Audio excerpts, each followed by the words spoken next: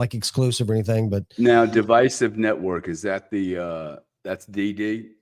Is that the guy that run? Yeah. No. They're Yeah. different. Okay. Yeah, you'll see he'll come on the spaces. It'll say divisive content. Right. So they're a platform. Yeah, it's going to be quite a few people on there. Just kind of schedule times. Other people kind of supporting each other. Just it'll be fun. Des and I are going to do some stuff over there and just kind of see how it plays out. We're going to transition. What does that mean, man? Well, it's going to be like this. So, for instance, let's say I wanted to show you. Let's say I wanted to show you something that was on screen. So I could go and I work on this here. So now I've said I show y'all my screen here like this. So I'm really kind of practicing. Let me get rid of that freaking picture. Why is that on there? Don't reveal our DMs, Mike. Oh, that was just me sending a message to Jennifer telling Dustin to come on. Hey, Hit Slap, is your moniker Hit Slap 21? Is that correct? No, Shit Slap 21's my cousin. What's your name?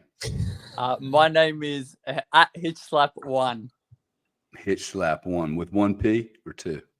Are you talking about X or you talking about on here or on what? Yeah, I'm just trying to send out something that says, "Hey, join us on YouTube or Twitter." Oh, gotcha. Or yeah. So Twitter, my Twitter handle is at Hitch Slap 1. Yeah. Okay. Cool.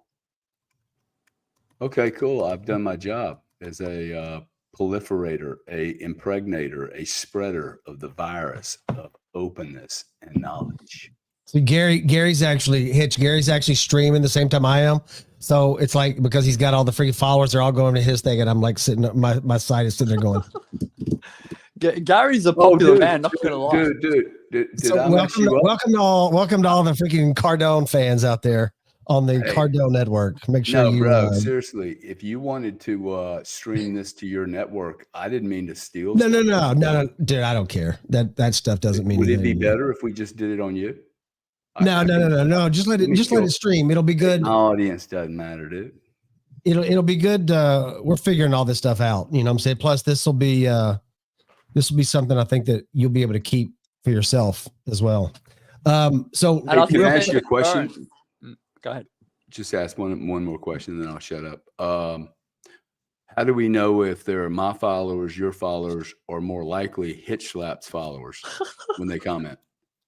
Well, if they're Hitch Labs followers, they're going to be really smart. So I'm not going to really understand what they're talking about.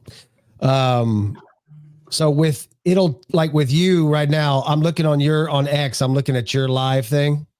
So there you can see that yours is like, you got like 138. So the people that you see on yours will be different than mine. Oh, wow. Interesting. Very interesting.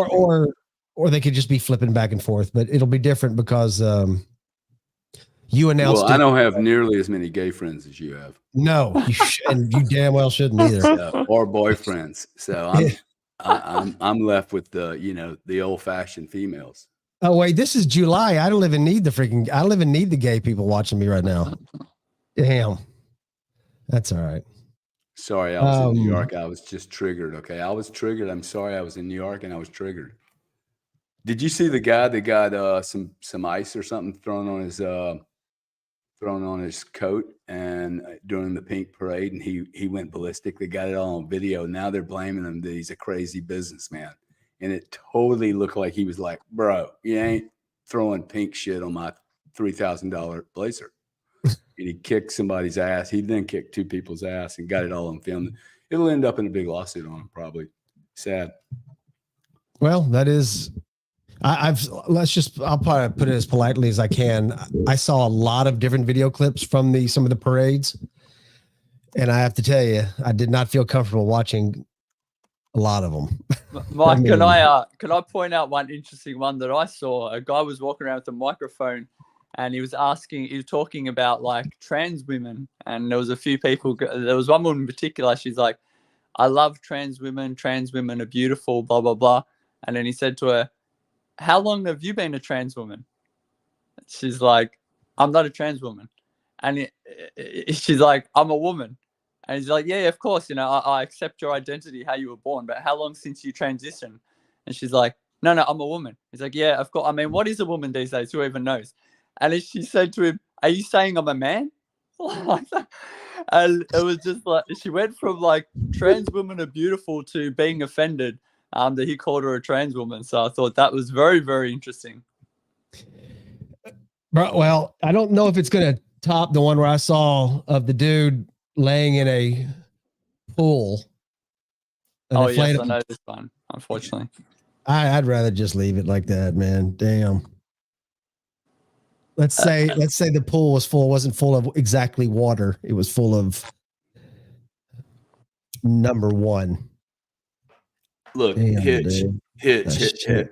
Can I just ask the question? I mean, I think everybody in the audience also wants to know. I mean, have you ever dated a transvestite? No, I have not. What about gone out on a date? No. Let me say not to my knowledge, and I've done a lot of checking, so I'm 99.99999% sure. No. Do you check on the first date? I check as early as possible, but not for the reasons being elucidated here. Just because I'm Italian, and Italians. Oh, mamma mia! Italians have a very high sex drive, so of course everything consensual. But I like to check as early as possible. Well, before I ask you that question I was going to ask you earlier, Gary, let me look at a couple of these comments that we got up here. Let's see here. Following the Cardone method, acquire as many Satoshis as possible, while uneducated people still accept dollars for them. Right on, diggity dog. TJ bringing the heat right there. Let's see. Buy a whole Bitcoin, son. Let's see. We got some more. Hiya. We Gary C fans up in this joint. Appreciate that. Somebody kick Abby out of here. There's my boy Mike right there. So I'll watch on both. There you go. Oh, my man. Use up that bandwidth, okay? It's free. Use it all. Well, Gas Rats team, Gary. Gas Rat. Send it out, Gas Rat. Let's show Mike what a real team is, okay? Let's get 1,000 people in this room. I don't care. D-gens, dude. Bitcoin maxes. We could even have fights. Bring some abortionists in here. Bring some liberals. No liberals are coming in. Super liberals are coming in my room. They don't last but like 5 minutes, man. Hitch Lab, do you understand that? Do you not, according to our boy Andrew, look at that Andrew, who we can say that Andrew officially beat Cardone in a bet. I remember this Andrew character. He got very, very upset at me because I told him that IQ is real and that we don't know anyway. Yeah, he got very upset and I think he insulted me a couple of times. But look, I got thick skin, brother. It takes a lot to upset me. So Andrew, no hard feelings. But if that was the first day I met you, you irritated a lot of people. Yeah, you did. Yeah. Yeah, he was actually one of the people on there. And I don't remember what he said. He called me dumb and an idiot and a few other things. But he doesn't know that I've been to FBA rooms, foundational Black American rooms, where they've threatened to kill me, unironically, to find me and to shoot me. And they're going to track me down because they didn't like what I was saying about IQ. So nothing he said, hurt my feelings, I can assure you. Andrew's my boy. Andrew's a good cat, man. I've been on here with Andrew for a while, man. He's a solid dude. So he seems Andrew likes to, shake it up. He does. In his verbal communication. It's just a different flow of energy, Well, I respect communication. that. I do too. We need more, sport. Not to upset anyone in the listeners, but we need more masculine energy. There's too many vegan, soy boy, male feminists who are doing CrossFit. We need more masculine men eating steaks and coming in here and saying what they think. So I support Andrew. I support Andrew's right to attack me 100%. Correct. Let's go. Gary Cardone, who would you rather listen to? Tucker Carlson? Joe Rogan? That's incredible. Or the Rubin Report? Joe Rogan for sure, man. Dude, did you see and Hitch, you can probably answer this. Tucker was down in Australia the other day. They didn't give me Hitch slap as an option though. I think that's a given. I think there'll be more. Anyway, this is a great topic actually. I would ask, is it important? Are these three people important to the planet? I believe they are. Yeah. What I say that because I think Tucker said it. He was in Australia the other day, Hitch. I don't know if you saw that, but he gave one of the best speeches that I've ever heard in my life. It is incredible. and he laughed like that numerous times. Has anyone seen the fishing video? I may have mentioned it last time. Tucker's fishing, I think, in a New York river or something. And some random guy, looks like they're alone. He comes up with a camera and Tucker's like, "Are you filming me?" And the guy's like, "Yeah, I can. It's my legal right." And Tucker's like, "Yeah, you can. But why are you filming me?" And the guy's like, "I like to film people." And then Tucker's like, "Here, come and film my lures. I made them by hand, blah, blah, blah." And they're just having a really good conversation. It's an amazing video. I think the guy's died now, but he was famous for just filming random people. And that video right there just shows kind of what a down-to-earth, chill person is. Because you can imagine a politician or a senator, how many of them are just going to talk to an average Joe and have like just an honest conversation with him? So I'm actually a big fan of Tucker's temperament, if nothing else.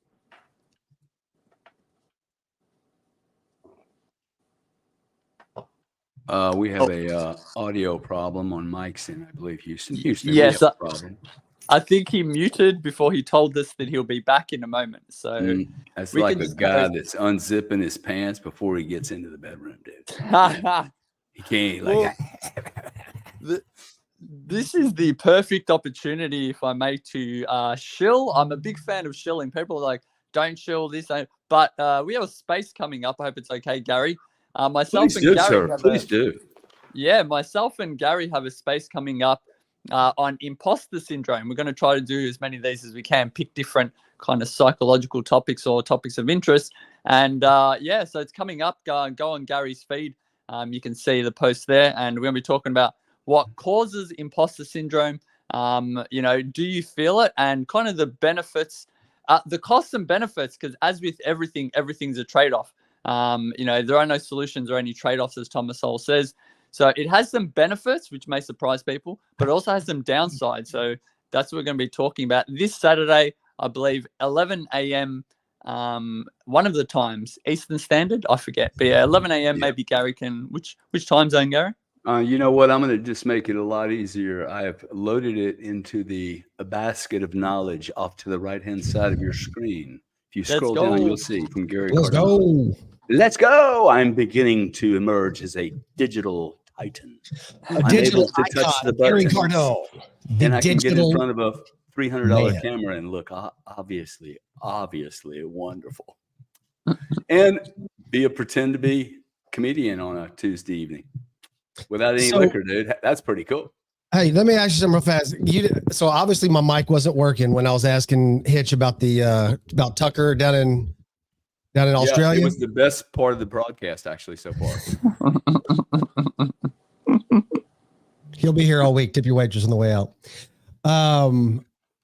He gave an incredible interview. Tucker doesn't work for anybody. Joe Rogan's got all the power in the world. I think, and Gary talked about this a while back. I think these are the voices that we have to have, man. Like this is where it's going to come from. This is where the revolution is going to start.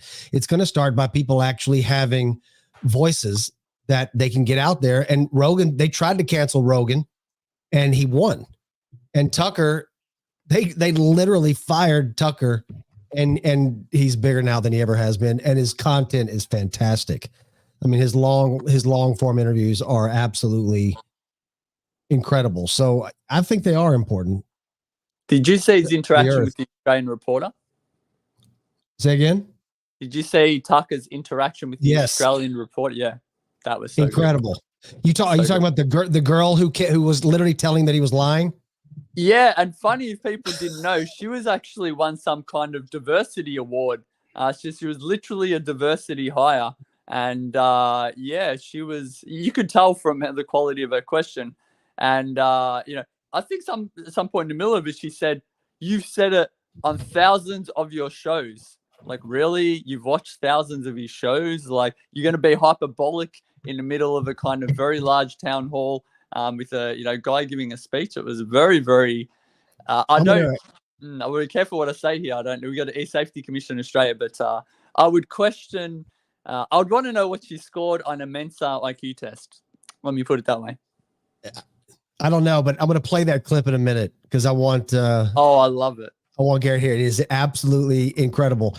But before I do, though, Gary, this is what I was going to ask you earlier. You had said, and I swear to God, I thought I was the only person that felt like this. And then I heard you say it, and my wife agreed with me. I did not. Everybody's talking about Biden right now, that he was off his rocker. It was horrific. It was of epic, worldwide, global proportions bad. And I remember watching it thinking, I'm not really seeing it. Like, I'm not really seeing that. I mean, obviously it was Biden and he was slower and he, was having some issues with some things, but and I heard you mention it as well. Like, I did not think that he got a freaking 1 or 2. Nobody did. As soon as the thing was over, I started asking the first question: how do you rate him? And how do you rate Trump? We were there in the same room, I thought. And I probably was there for a while. I didn't hear anybody say he didn't score at least a 5. Yeah. Okay. Now, I gave the guy 6. I gave Trump an 8.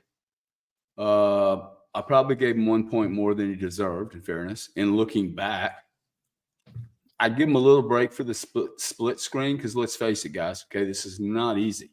I mean, the shit I hear online alone is like, man, you guys are rough, right? I mean, it's not like we have people balancing cameras all over the place. That had to be a challenge, and his team did not do him a service by not making him understand. You got to just keep looking straight on. So I think that the idiots that are running the Democrats into the absolute grave basically thought he was going to do worse than he did, and they had already canned their speeches, dude, because the way they came out after him we just met 2. When you hear me, or that video, that audio jump in on you? It did, yeah. interrupted me just at the peak of my deal. I was just getting ready to, just release it all into the atmosphere, and you just fucked it up, bro. It was right there. I mean, really, at the end of the day, want to go take a shower now. It probably went a little bit too long, so I was really kind of just trying to nip it in the bud right there. Let me, and again, because this is always good practice, right? So let's take a look at this here and see. I believe this is the clip here. When our relationship starts with a lie, it makes it tough to be friends. So you've been lying about it. How do they get people this stupid in the media? I guess it doesn't pay well. How dare you try to tie me to some lunatic who murdered people? How dare you, actually? And in fact, I mean, do you know what I mean?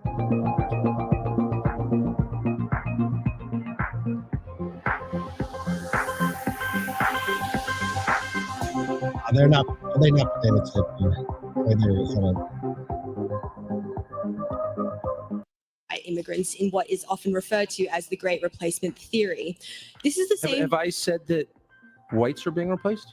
Well, I don't think I said that. Well, it's been mentioned on your show 4,000 times. And really, when did I say that?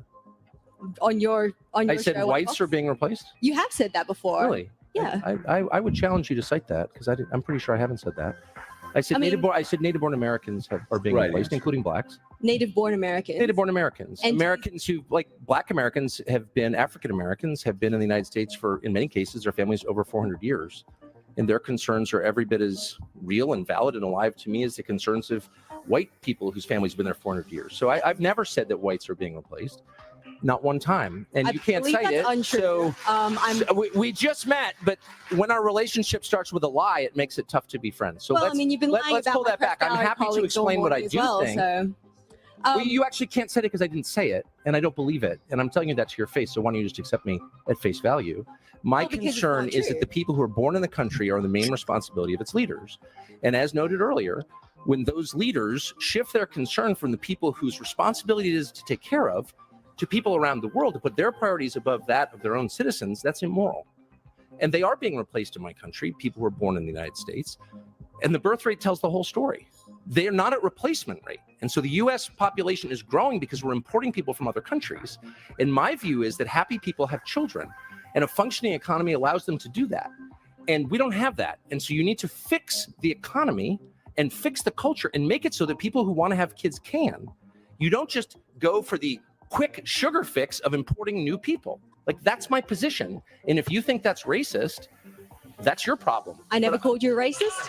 But of course you are suggesting, and Well, I must say, you- one of the you reasons asked people right here. don't like people like you in the media is that you never say exactly what you mean. Your slurs are all by implication, and you're about to tell me the great replacement theory is racist or anti-Semitic, whatever. The whole point of your question was to be like, you're a scary racist. Well, I haven't. And my response is, no, I'm not. Okay, well, how about no more lying in your questions, and then I'll answer it. Okay. Well, this is the same theory, or as you say, idea that has inspired the New York Buffalo shooting, where 11 Americans were killed. You know what I mean? Americans were killed. But it's also inspired. It's not. First of all, it's inspired the worst, one of the worst Australian guns how do of they all get time people to this shoot stupid in the media? I guess it doesn't pay well. Look, I'm sorry. I've lived among people like you for too long, and I don't mean to call you stupid. Maybe you're just pretending to be, but. Oh, dear, absolutely. Kosher, if you're going to show up, and he goes on to say he compares her shoes. He goes, how can you compare me? And when I say to that Buffalo shooting, he goes, like, that would be like Hitler wore those shoes. How dare you wear those kind of shoes? Don't you know you're promoting Hitler? It's so stupid, man. And Tucker calls that stuff out, I think, as well and as sharply as anybody. It's just, they're consistent. I don't want to compare myself to Tucker in any way, shape, or form. But would you guys agree, especially Mike, you've probably been a few more on my spaces. Have you seen that exact movie before on my spaces where people come in and they call me racist? They say, you said this, you said that.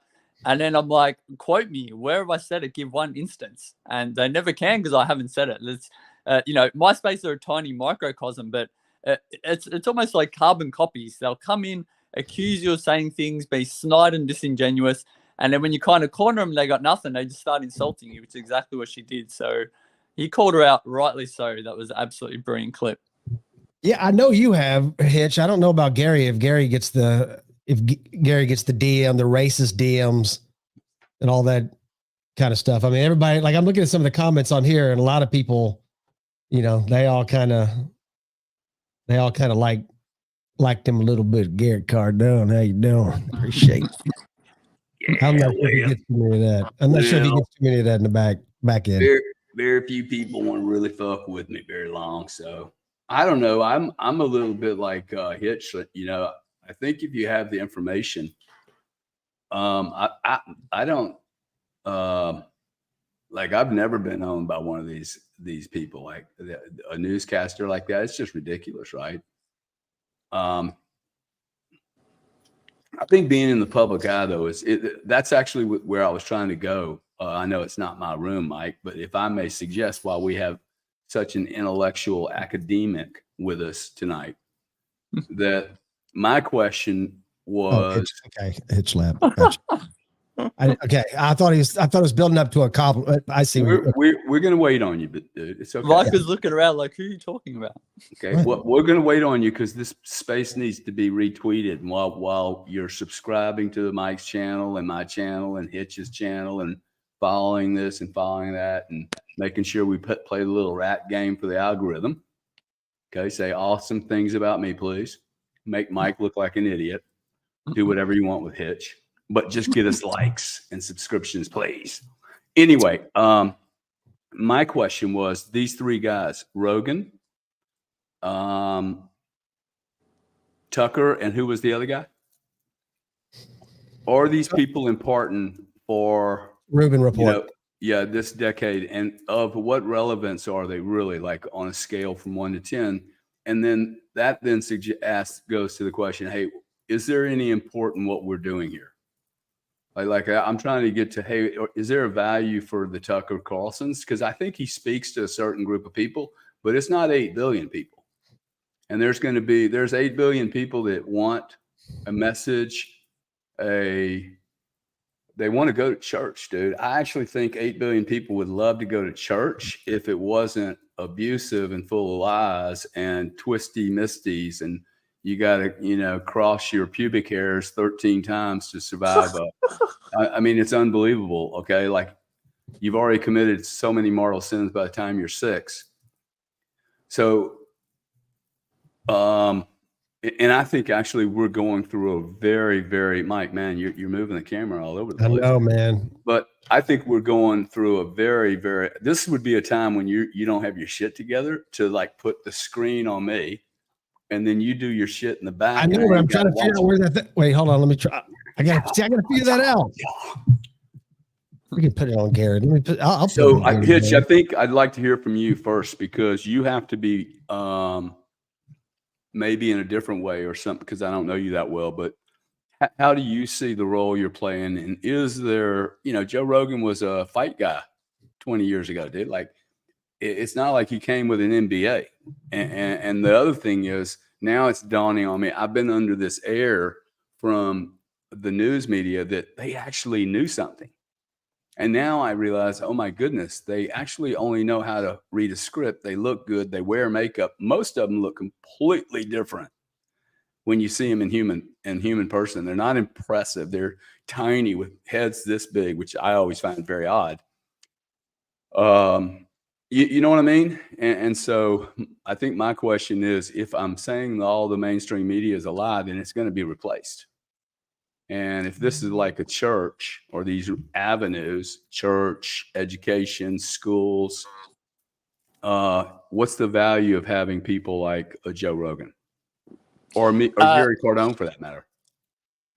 It's a great question, and I totally agree about the mainstream media. I think this is my opinion, of course, this isn't my expert area, but prior to Trump coming in, I think a lot of people took the mainstream media very seriously. CNN, New York Times. If it's not there, it's not true. That's what used to happen. And then I don't know what Trump did exactly, but he definitely sowed division. Rightly so in a lot of cases. He exposed the way the media colludes together and they have the narrative. And you saw this with there was a girl who was kind of talking off camera, and she had she was saying how she had a story ready to go on Weinstein. She's like, I had all the stories, I had all the interviews, I had a girl ready to go, and my producer killed it, blah, blah, blah. And there you can see kind of what Trump was exposing and alluding to, that the mainstream media colludes with each other. They say what can and can't be talked about. And this leads on to Rogan. Rogan was kind of, in my opinion, one of the first people to just, he wasn't beholden to any sponsors. He wasn't sponsored by Pfizer. He could just talk about whatever he wanted. And especially the deal with Spotify, I believe they gave him a lot of reign. And then leading on to that is, I really think Spaces is going to play a big role. You see that Elon Musk is leading the way with Twitter and free speech. And people like Diligent and others, they're covering a lot of stuff live that people weren't even touching. Like there was a recent Epstein release. Diligent was covering them. There was the first day of court in Biden. When Biden went to court, a lot of people weren't covering it. Diligent was one of the only people. So I really think Spaces is going to play kind of big role. And last thing I'll say is I've been described as a niche, obscure, micro online e-celebrity. And to whatever, I'm trying to, if I could add any more kind of adjectives to make, to make it more comical, I would. But to whatever degree people find me interesting, I personally always try to stay as humble as possible. I've seen a lot of people on this platform get a tiny amount of notoriety and then just start to lose their shit, attack their friends, start swearing, abusing people. And it's really mind-blowing. So from my point of view, you kind of mentioned, should people listen to me? I just kind of stay as humble as I can. And it's really touching whenever I get DMs. I literally just got one this morning. And I'm always surprised at these. They make me happy because I do get a lot of criticism. But the DM said something like this. He heard me on Dr. Heath's kind of space, and he said, I've got a lot of, I'm paraphrasing as well as I can. I won't reveal a person's name, obviously. But he said, I've got a lot of turmoil in my life. I've been going through a really hard time. Everything's coming down upon me. But listening to your spaces really cheers me up. You've got great information. And I love that you bring levity to your spaces as well as everything else. So I want to thank you sincerely, for the unintentional guidance that you've given me or something like this. And I thought that was really touching, made my day. I'm used to a lot of attacks and criticism, whatever. So to whatever degree what I say helps people, and I'm sure Rogan and others feel the same way, it's really touching. But always stay humble. As Khabib Nurmagomedov says, stay humble, bro. Don't let your head get too big. That's a very important thing that I think CNN and New York Times, all the people that work there, this is lost on them. They're all like, power go to their head. They think they're more important than they are. Be more like Joe Rogan and Khabib, in my opinion. Yeah, when you talk about those direct messages like that make you, that kind of inspire you like that, Hitch. I have to say, and I told Donna about this the other day. You were doing a space, and I came in your space. I forget how many days ago it was, and I wished it was recorded, but you kind of jumped the line a little bit with me, and you said some of the most incredibly kind things, and I swear to God, man, it was just unbelievable. And I literally believe that's why you're one of the best space hosts out there, because one, you're very gracious you're very giving with your accolades, and you don't talk over people, and you do give people a chance to explain themselves, even if you vehemently disagree with them. You still let them speak.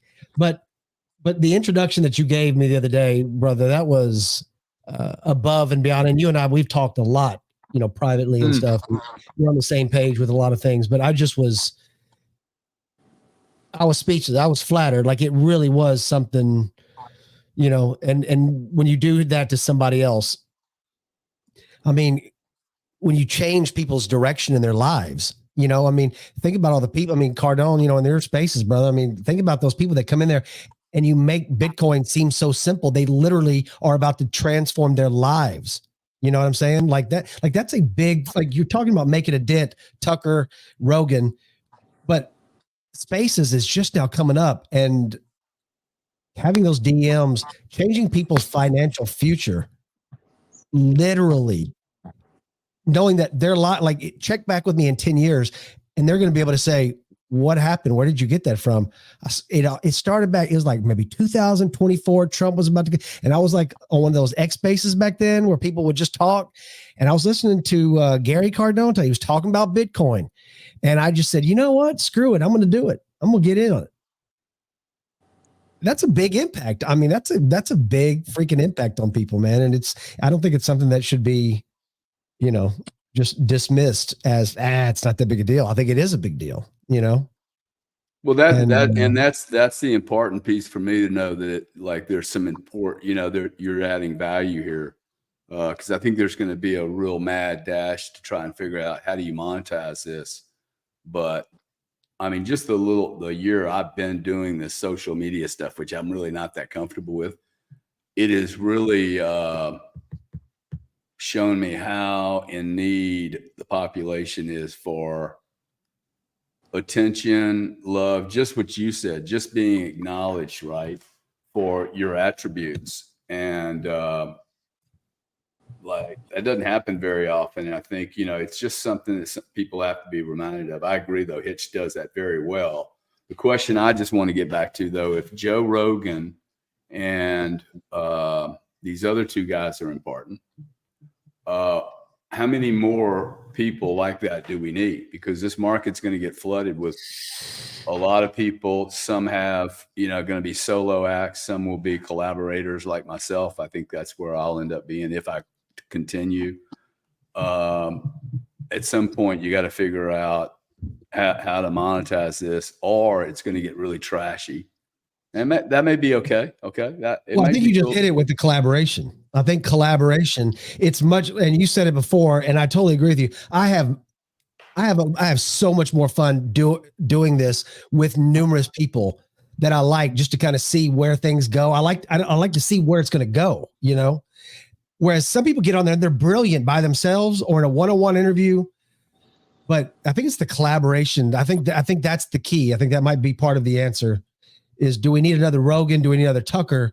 Or do we find people who have these groups these networks, these groups that cover all the bases, at the same time? And I think it's almost, it's kind of like Elon says he wants a one-stop shop on X. Facebook wants a one-stop shop. They want you to come on their network and never leave it, And so I think in order to do that, you have to have a diversity of opinion, talent, humor, charm, beauty.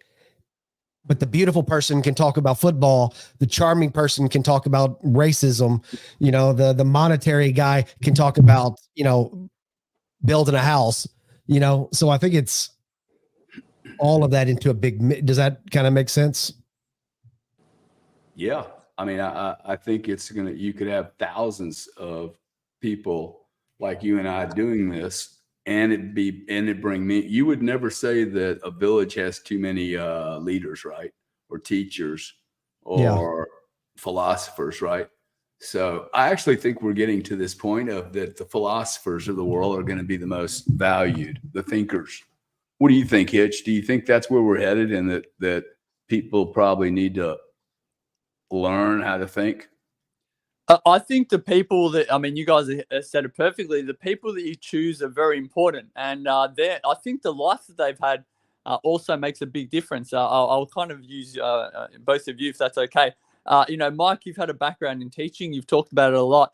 And when I first met you, I don't know exactly what it was, but I'm like, this Mike guy, there's something about him. Why does he know so much? And then as soon as you kind of revealed that you'd been in teaching, I knew straight away. Because first of all, I've worked with teachers, but also even just being at school and knowing what it takes to be a teacher, this kind of revealed a lot to me about why you're so dynamic and versatile, and why you have so much knowledge of people.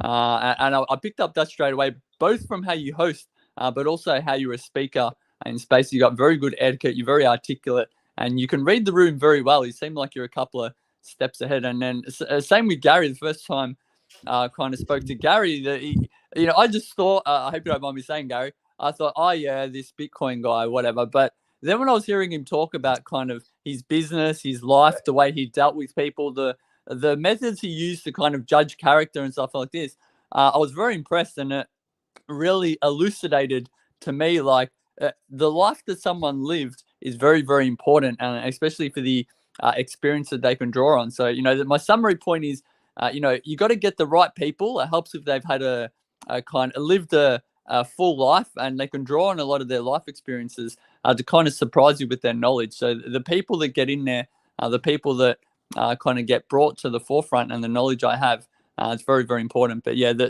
we need the right people, I think. Like sometimes everybody thinks they're important. Everyone thinks they know everything.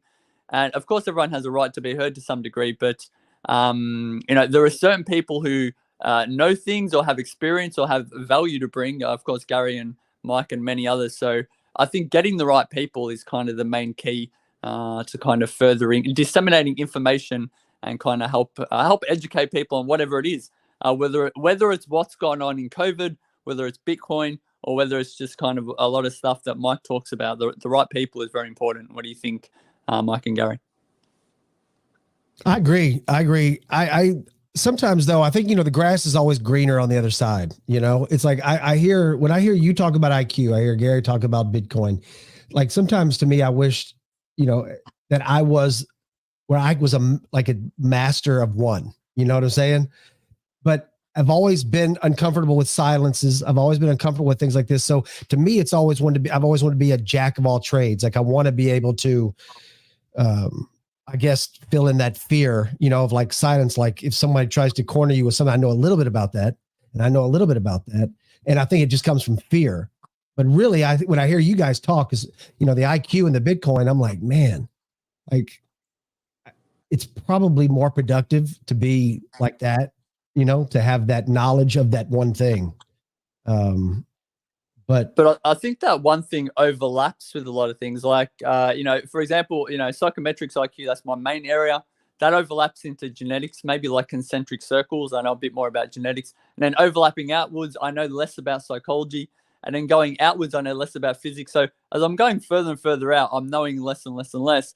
But it's kind of the same with you as well, Mike. You've got a lot of overlapping knowledge, right? You've got very good knowledge of politics, and this, you know, extrapolates out to knowledge of basic psychology from teaching, and then extrapolates out. So I wouldn't undersell yourself.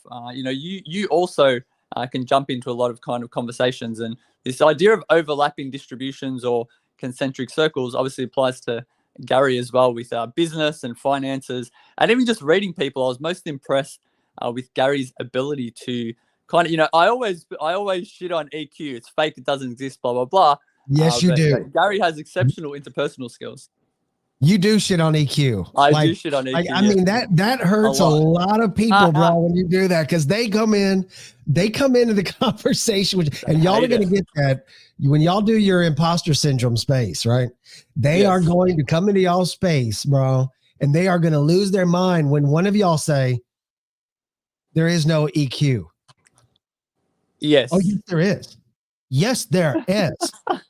Well, do you have any data? Do you have any data to back that up? No, but I've got friends of mine who are so in touch with who they are, and they're super smart, right? They don't do well they don't even take the IQ test because they think it's dumb, but they're super smart. But they have it in here, and in here. The best thing is there's no EQ. The best thing is just to ask them. The best thing is just to ask them. Don't you get that all the time? All the time. All the time. EQ, baby. The best thing is to ask them, what's the best EQ test? And not a single person can answer.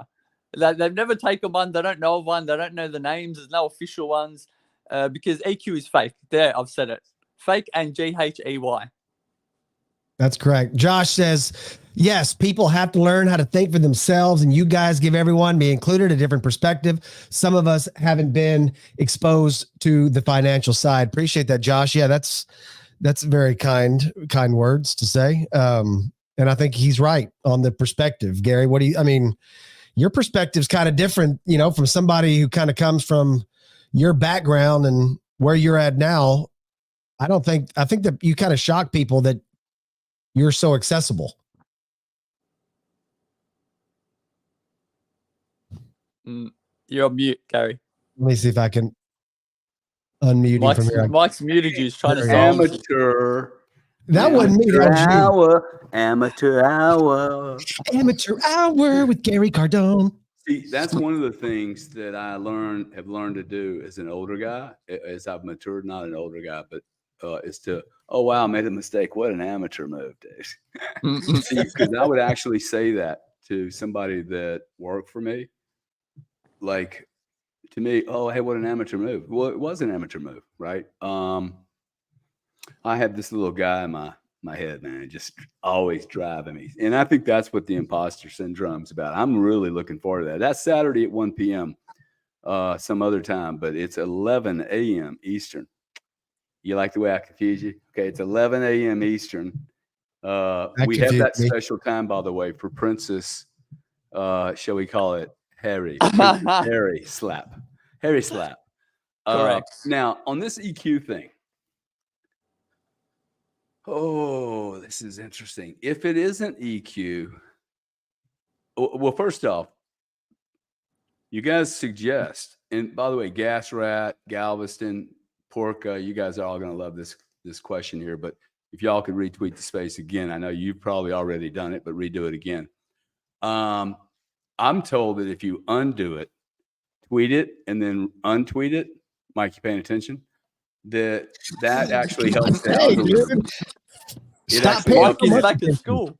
It helps the algorithm, and then you tweet it again. So you have 3 steps: tweet or retweet. The irony is that I'm the one who told him that. Hey, echo. So where was I? Did I go off the rails there? Tweet and retweet, and then you were talking about EQ and its implications. Oh, yes. If there isn't, y'all are suggesting your whole premise, let's debate this. Your whole premise is that you can't measure it, therefore it is not. Really? Is that what you're saying? I'm being slightly hyperbolic. When I tell people EQ is fake. Mike doesn't even know what hyperbolic means. Say that again. Mike doesn't know what hyperbolic means. Oh, yeah. Mike, it's he thinks drill. of getting in a chamber. I know what hyperbolic means better than anybody else in the entire universe does. Okay, pass the test. Thank you. Yeah, hyperbolic is when you big up your friends. That's also a type of drill. Hyperbolic. Correct. It's a brand of crane as well. If you want to lift something with a crane, you get a hyperbolic crane. No, it's not. I'm joking. Don't fact check. I'm gonna write down hyperbolic, and I'm gonna claim that for my own trademark. Also a type of bull from Spain, hyperbolic bull. No, when I say it's fake, I'm kind of teasing the person a little bit, and I kind of have this tweet where I said, EQ is like tall Japanese people. Few exceptions exist, but they're mostly fake, and this is the case with EQ. There is some truth to the fact that EQ does kind of exist, but if you're being kind of precise about it, what I would say is, of course, EQ exists, right? Some people, let's take facial expressions. Some people are better at reading big facial expressions and even small facial expressions, and then knowing what the person is thinking. Maybe the person has a micro twitch, they're a little bit upset or a little bit happy or whatever. Some people are definitely better at doing that. But people think, oh, okay, if there's different ability, this must lead to different outcomes. And this is where the disconnect is, because when people have different abilities to read faces, it doesn't translate to action. What translates to action is personality. So people are like, EQ, it's important, blah, blah, blah. Even if it's true that some people have better EQ, they're better at reading faces, blah, blah, blah. You can't use this to make any predictions, and there's no good test for it, because the action that you take, even if let's say I've noticed this person's annoyed. What action am I going to take? What determines that? What determines that is personality and intelligence. And the ability to notice if someone's upset, I wouldn't say is disconnected, but there's a low correlation between noticing someone's upset and what you're actually going to do about it. So when I say EQ is fake, what I mean is there's no good test for it. And even the tests that exist, you can't make good predictions because it doesn't predict the actions you'll take from determining if someone's upset or whatever. What do you guys think? Let me ask you a quick question, Hitch, on that. Really, the emotional quotient, I mean, isn't that really just an assessment of everything that's going on around you, like pattern recognition? You know what I'm saying? Like, is it inferencing, pattern recognition? Aren't these things all basically covered in IQ? But it's just that we apply those to what we think is instinct, but it's really just more of a micro, maybe level of pattern recognition that we're not conscious of. Like, yeah, there's a kind of tenet in science that a construct is good for two reasons. If you can devise a test and use that test to make prediction. If you can't devise a test and you can't make any prediction with that test, your construct is probably shit or very, very flawed. So the two things that are important and can be measured and can make good predictions, IQ is the best, the construct of IQ. And you were talking about kind of pattern recognition. That's best measured by IQ. In fact, there's multiple tests, the Ravens, literally a pattern recognition test. You're trying to pick up patterns. But what it's measuring is your abstract reasoning ability, and even just reasoning ability in general.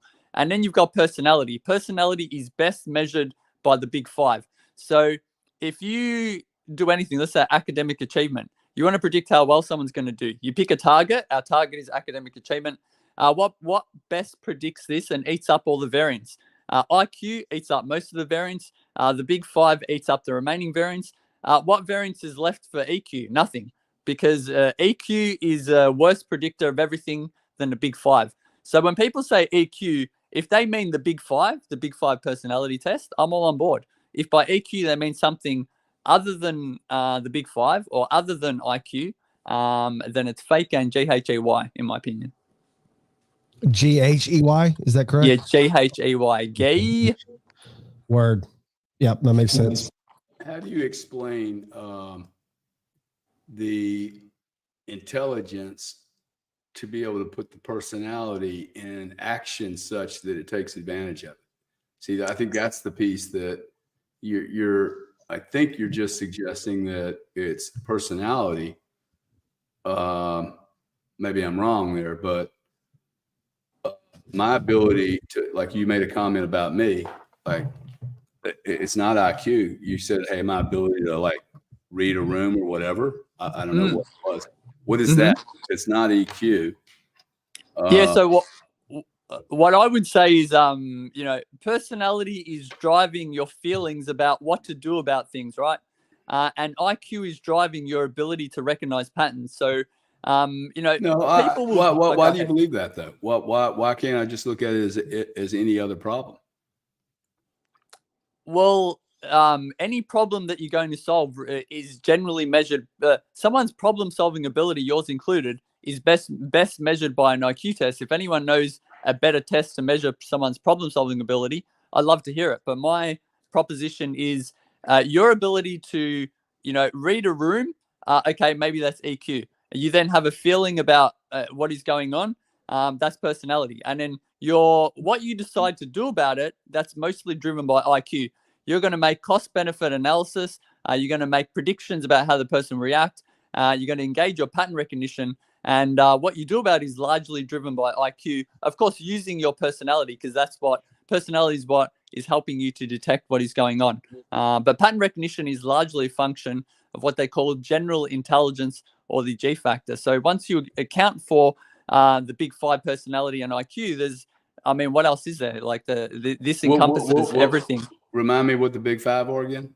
The big 5 is, the acronym is OCEAN. So it's openness, conscientiousness, extroversion, agreeableness, and neuroticism.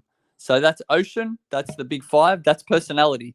So you can be higher or lower in each of those traits, and they break down into more traits, and they're largely going to dictate your behavior or your predilection to kind of have a feeling and take action on something. We can take agreeableness. If someone's very agreeable and someone is rude to a very agreeable person, they'll just kind of put up with it. But someone who's very disagreeable, you be a little bit rude to them, and they're going to respond in a very strong way. So personality has a big part to play in how people react to the stimuli that they get. But taking in the stimuli is analyzing it is largely a function of intelligence. That's why IQ and the big 5 eat up all the variance. Variance is, how much people differ. So in height, for example, let's take only Japanese people. Some will be, the taller ones will be 5'11", 6 foot. The shorter ones will be 5'2", 5'3", and there's a lot of variance in between. So it's a statistical measure. What accounts for variance? IQ and a big 5 accounts for almost all of the variance in most of the things that we care about when making predictions. So Kevin says, and you're going to love this one, because this one is pretty important in my opinion. Don't forget spatial intelligence. Spiritual intelligence. Oh, spiritual intelligence. I love spiritual intelligence. Is that right up there with emotional intelligence? Listen, I believe in God. I'm a Roman Catholic. Dominus Hominis Spiritus Sanctus. Amen. So I've got a lot of time for spiritual awareness. I got a lot of time for it, but is there a construct to support it? Well, I don't know. But I think that's the thing, though. That's the thing, Hitch, is that I don't think people understand when they come into your spaces that what you're saying is we have a measurement for this, right? Mm-hmm. This is a measurement that has been shown to equate to this outcome, and this outcome, right? Yes. But you can't measure like all these other quotients that they have, Yes. It's like LGBT at one time was like 4 letters. Now it's like the entire alphabet, right? Yeah. Let's take something like hearing intelligence, hearing quotient. Is there a hearing quotient? For example, right? Some people can hear better than others. No one would dispute that, which goes back to my point earlier about recognizing faces. Okay. Now is hearing quotient important? Well, what can you use hearing quotient to predict? Not much that we care about in society unless you're an orchestra singer or a tenor or whatever. So I don't dispute that some people are better at reading emotions or whatever. But to whatever degree some people are better than others, I'll use this word again, variance. To whatever degree there's variance in someone's ability to recognize faces, it doesn't drive their decision making. It doesn't drive anything that we care about. It doesn't drive academic achievement or your ability to succeed in business. What accounts for these things in a measurable way is personality and intelligence, not kind of hearing intelligence or EQ or whatever. Okay, let me ask you this. We're seeing this all the time, and it doesn't work on everybody, but we're getting gaslit at every turn in life right now, right? Like the other day, you had the Corinne Jean-Pierre stand up there and tell us that the videos that we're watching of Joe Biden were deep fakes. Like she told that to our face, right? And everybody's like, what? Like it's what from different angles. What the fuck? Like we're literally watching it from different angles being shot. Okay. So forget that. Then we watch what happened on stage the other day, and he had a cold. even though he looked deathly, like he pale as whatever. But that obviously a cold would sync up with that. But we're told that he had a cold, even though the cold wasn't in effect the next day when the teleprompter was up. Right? There was no cold then, but there was a cold when it was off the cuff. And so, what I'm wondering, what do you think the impact is for gaslighting, or a Mandela effect, or if you want to take it to that level as well, toward IQ or intelligence? Because wouldn't it make someone, even with a high IQ, wouldn't they be questioning if they're just getting pounded with this over and over again? Would they question their own intelligence? And to this, I'd bring up Jonathan Haidt's book, The Righteous Mind. And there he talks about moral pillars or moral foundations. You can maybe think of them like equalizers that get turned up and down. And I'll bring in two, because these can override, a lot of the stuff we talk about can override personality and intelligence. Generally speaking, people on the left, they're most concerned with care harm. Is someone being harmed? Do I need to apply care? It's a very maternalistic instinct. You can think of open borders. On one hand, there are people in kind of developing countries who need help. So the care harm kind of equalizer for the left is turned up to 100, or let's say turned up very high. So they don't follow things through to a logical conclusion. All they think is, as people that need help, we need to open our borders and let them in. On the right, the moral pillars is more about, I have to go back and read the book, but it's something about fairness and justice. To the right, it seems very unfair that people who are, born and raised in a country, they've got generations living there, should have to wait longer in hospitals, miss out on going to a school, not be able to get healthcare, because people from third world countries are kind of, clogging up the healthcare system or schooling system or whatever. So in answer to your question, the moral pillars really come into play here. And this goes to political preference, right? When the left hears something about Joe Biden, their kind of care harm thing gets triggered and their political preference will override everything. So people who are both low IQ but even high IQ, their kind of predilection for the moral foundations will override their intelligence. You can look at this in Marxism, right? And in communism, it's astounding to me that the most intelligent people believe in and promote communism, right? But anyone with I would imagine, anyone with a plus 90 IQ should be able to realize every single time in history it's tried, it's not worked. It doesn't fit in line with human, predilections. It works for bees and termites because they share 50% of their DNA with all of them. They're all brothers. Everyone in a termite nest are basically brothers or closer genetically, but humans are not. So, it's not a simple matter of IQ or personality. In this case, Jonathan Haidt's book, The Righteous Mind, really goes into play that people will ignore people will ignore kind of logic and reason and IQ and whatever, if it comes to motivated reasoning. What is motivating them? And the moral foundations are described on the left and right can override everything. So if you're hearing about Biden, you're on the left, your motivated reasoning says, it's true, It's true. And same on the right with other things. So look at it. There's our girl right there. Oh, yeah, Amber Rose. I love Amber Rose. One of my favorites. Alex Rose.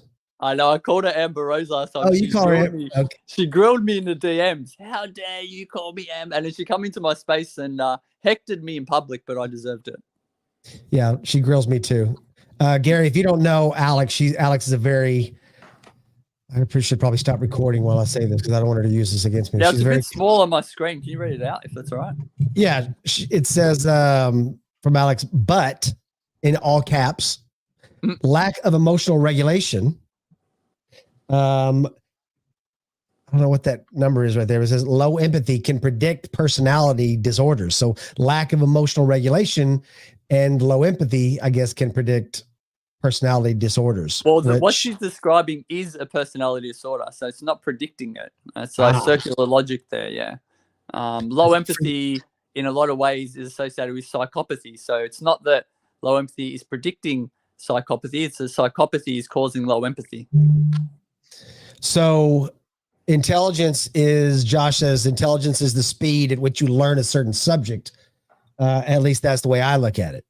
So for Cardone, that would be like, what are you laughing at? I didn't even give the punchline. Well, I think I know what you're going to say. That's why I'm laughing. Like that, I was fixed. I was like, that gonna say a lot about, because look, he's only been reading about Bitcoin for a short period of time, and he's so daggum intelligent about it. It's unbelievable. Oh, and you that's very nice of you, like I was gonna rag him or something, man. What are you? Gary's gonna think you've been replaced by a robot if you start complimenting him. This space, this imposter space that y'all have, that may not happen, bro. Gary will turn back on you and tell you that you come across very irritating.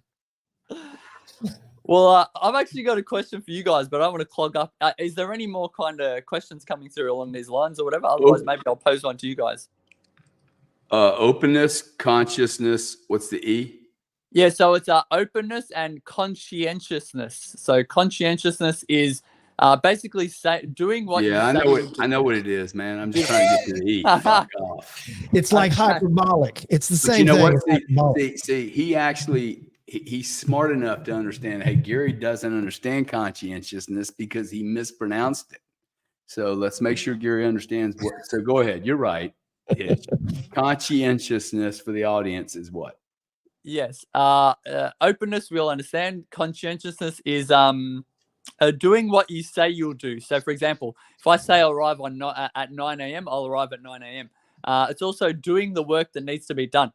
If you're very conscientious and you've got a meeting, you'll get all the data ready. You'll do the pre-interview stuff you have to do, blah, blah, blah.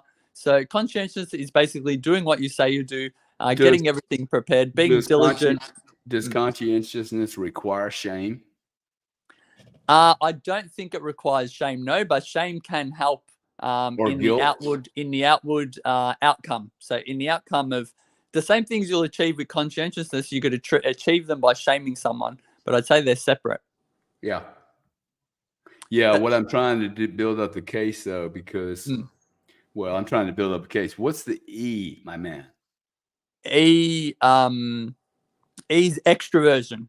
Extroversion. And am I extroverted? I would say you're kind of in the. I would say you're in the middle. You definitely extroversion. You could be high or low. I'm probably describe myself as very extrovert. I'm very talkative. I love parties. I talk to random strangers. The opposite of extroversion is shyness. So I wouldn't describe you as very shy, but I'd say you're kind of in the middle range, maybe halfway between shy and extroverted. So Mike, in the middle. Mike, what does your EQ tell you? My EQ about you tells me that you are introverted and that you're an extrovert when you need to be in order to fit in the situation around you. Yeah, I think that's very accurate, actually. Most people think I'm an extrovert. I'm like, dude, you're so wrong. It's ridiculous. Okay. No, I think you probably spend a lot of time in your head, like thinking about things, like aware. There's so much room up here, bro. Huh? There's so much room up here. I know. I mean, no, I don't. You don't strike me as an extrovert at all. I see other people criticizing other people, and I'm like, you guys must not have as much shit in your head as I do, because I ain't got time to criticize anybody. I'm so fucked up.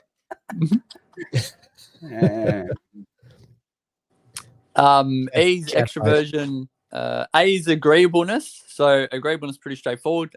Some people just agree with everything because they don't want to upset people. They don't want to rock the boat. People who are low in agreeableness, they're described as being very disagreeable. You can tell them anything. There's four tires on a car, and they'll be like, "Well, not in every place. What about I saw a 5-wheeled car in the Sahara Desert one." So these people are like disagreeable, basically. Yalzer Doinkasaurez. I'm not sure what I think it sounds almost like a dinosaur. Says conscientiousness requires accountability. Yeah, you could replace conscientiousness with responsibility, basically. All the things you associate with someone who has high responsibility. That's a kind of good synonym, but not perfect. And Yalzer also says Gary is a mental person. His twin is an action person, and it's a winning combination. Those two. I don't know if I'd go with that. I'm a mental person. Well, I don't know. That could go either way, because I think that you might see, I think they're both action people, but it's like one does it more out in front and one does it more behind the scenes. So it's like, does that constitute being an action person just because other people see it more? I don't think so. I mean, I mean, would you say that Grant's an action person on Bitcoin? No. Yeah. So it's probably just whatever you took as. I think what the guy's trying to say is it's apparent to him that I'm much smarter than Grant. I mean, I think so. I would. I'm not sure anyone's going to disagree. Anyone on the panel, of course, because I'm such a conscientious human being. I'm happy. That's a bit hyperbolic. Okay? I'm happy to hear a debate on that, but I'm quite certain my followers me. I can give one example to support Gary. The 2 times I've spoken to Gary, he said to me, "Are you free to do a space today?" I said yes. He said in one hour. I said yes. And then within 3 minutes, I had a space set my way and it was posted publicly. That was the first time. Second time, exactly the same thing. Do you want to do a space on imposter syndrome? Yes. Can you do it this time? Yes. And 3 minutes later, there was a space up. So very responsible, very conscientious. Gary Cardone can confirm. Yeah, the problem is, see, it's kind of funny because I wanted to get to this. What's that? No, I was just telling the person. They said I said their name right, so that was. Yeah, yeah. We have to do a lot of these sessions to figure out the cadence here, especially when one's not on video. I wonder, actually, is it better to have Hitch Slap up there, or we take his face and we put some information on there, some kind of like, I don't know, message or something, but. Just talking over each other. I don't know if the audience drives the audience crazy or not. Maybe it's me. Where was I headed with that? I still don't know. I still don't know what we're going to call. Oh, look at that. Isn't that beautiful? No, just kidding. I still don't know what we're going to call, though, the ability to be conscious in a situation, have situational awareness. You talk to military people in an engagement, they'll tell you that the great maxim is he who has the most situational awareness wins the game every time. Because they know all plans go on, like they get, all plans fail on first interaction with the enemy. I think all plans fail is a great general's comment. But what are we going to call this innate thing? It's not IQ because it's not based on anything but frequencies and harmonics and eye movements and how people are hanging around with each other, how people use phraseology or terms or what they do or don't say. To me, that is the form of a great communicator, somebody that's constantly like able to process. Like I think I have the ability now, even through these mediums, not so much with, I actually think through the mediums with or without video, if you listen carefully enough, in fact, probably without the video is easier. If you listen carefully enough, even the guy that shows up in a space or a room and he wants to be derogatory or pain, a problem. I mean, it's so obvious to me, right? So what is that energy that you pick up on a guy that you're meeting with and you realize this guy does not have the authority to do a deal? I'm talking to the wrong guy. Do you know how many people waste their time talking to the wrong guy, the wrong girlfriend, the wrong target, the wrong everything? And that's the, like my ability to discern about certain situations but has been fucking, dude, like you would have to say it was, oh, that guy went off on a quest with Indians and did the great, whatever, drank the juice of the great snake and went on a 4-day journey and he has magic skills. But there'll be other areas where I'm completely blinded, like you get completely clocked. And now maybe you're going to say that all relates to personality, and personality is formed by what? Then you got to go into, oh, why is somebody so conscientious? Like I know people that are so conscientious. My sister, Grant's sister, 10 years older than us, it's hard to be around her. She's so codependent. Okay, her whole existence is wrapped up in taking care of someone else, right? Because she acted like y'all's bigger sister. No, like she probably took on a mother role, right? She was 15. She was 10 and we were twin little baby boys. I mean, who knows? She probably played with our little pity paddles, right? But my only point is that we're just so different and approach problems so differently. I'm just trying to understand, what is this discernment? Discernment I could see based out of experience, right? And it's not fair. Alex says discernment quotient. Yeah, no, I hear you. But my discernment ability has gotten better over time in certain areas. Like Mike admires me for my ability to go study Bitcoin and like pick it up real quick. But what he doesn't see is, oh, dude, I had studied everything before then. So for me, it was literally just changing names and then doing the comparisons and the differences. I actually think it was easier for me than probably most people, just because of the background. But discernment should be based on my experience. You think it has anything to do with fear? Well, for instance, like the cop or the criminal that says, dude, I know somebody's behind me. Dude, like I know that. Now, not necessarily that, but if I walk into a room, I know, oh, okay, I can smell it. I can feel I'm picking up energy at a very different level. Than it's not just what someone's saying or who's not talking, or, hey, there's a boss there and there's 5 people in the room, but the boss is the only one talking. Like I immediately look around, what the fuck is this, dude? 5 people come in a room and 1 person talks. That's weird to me, right? I'm like, well, okay, she's the only one that's going to be in control of anything here. No sense in even dealing with the other people except for information, because they'll probably betray her or him because she doesn't give any room to anybody. There's so many signals to pick up on. So that is not, maybe you're going to say, hey, dude, that's just IQ.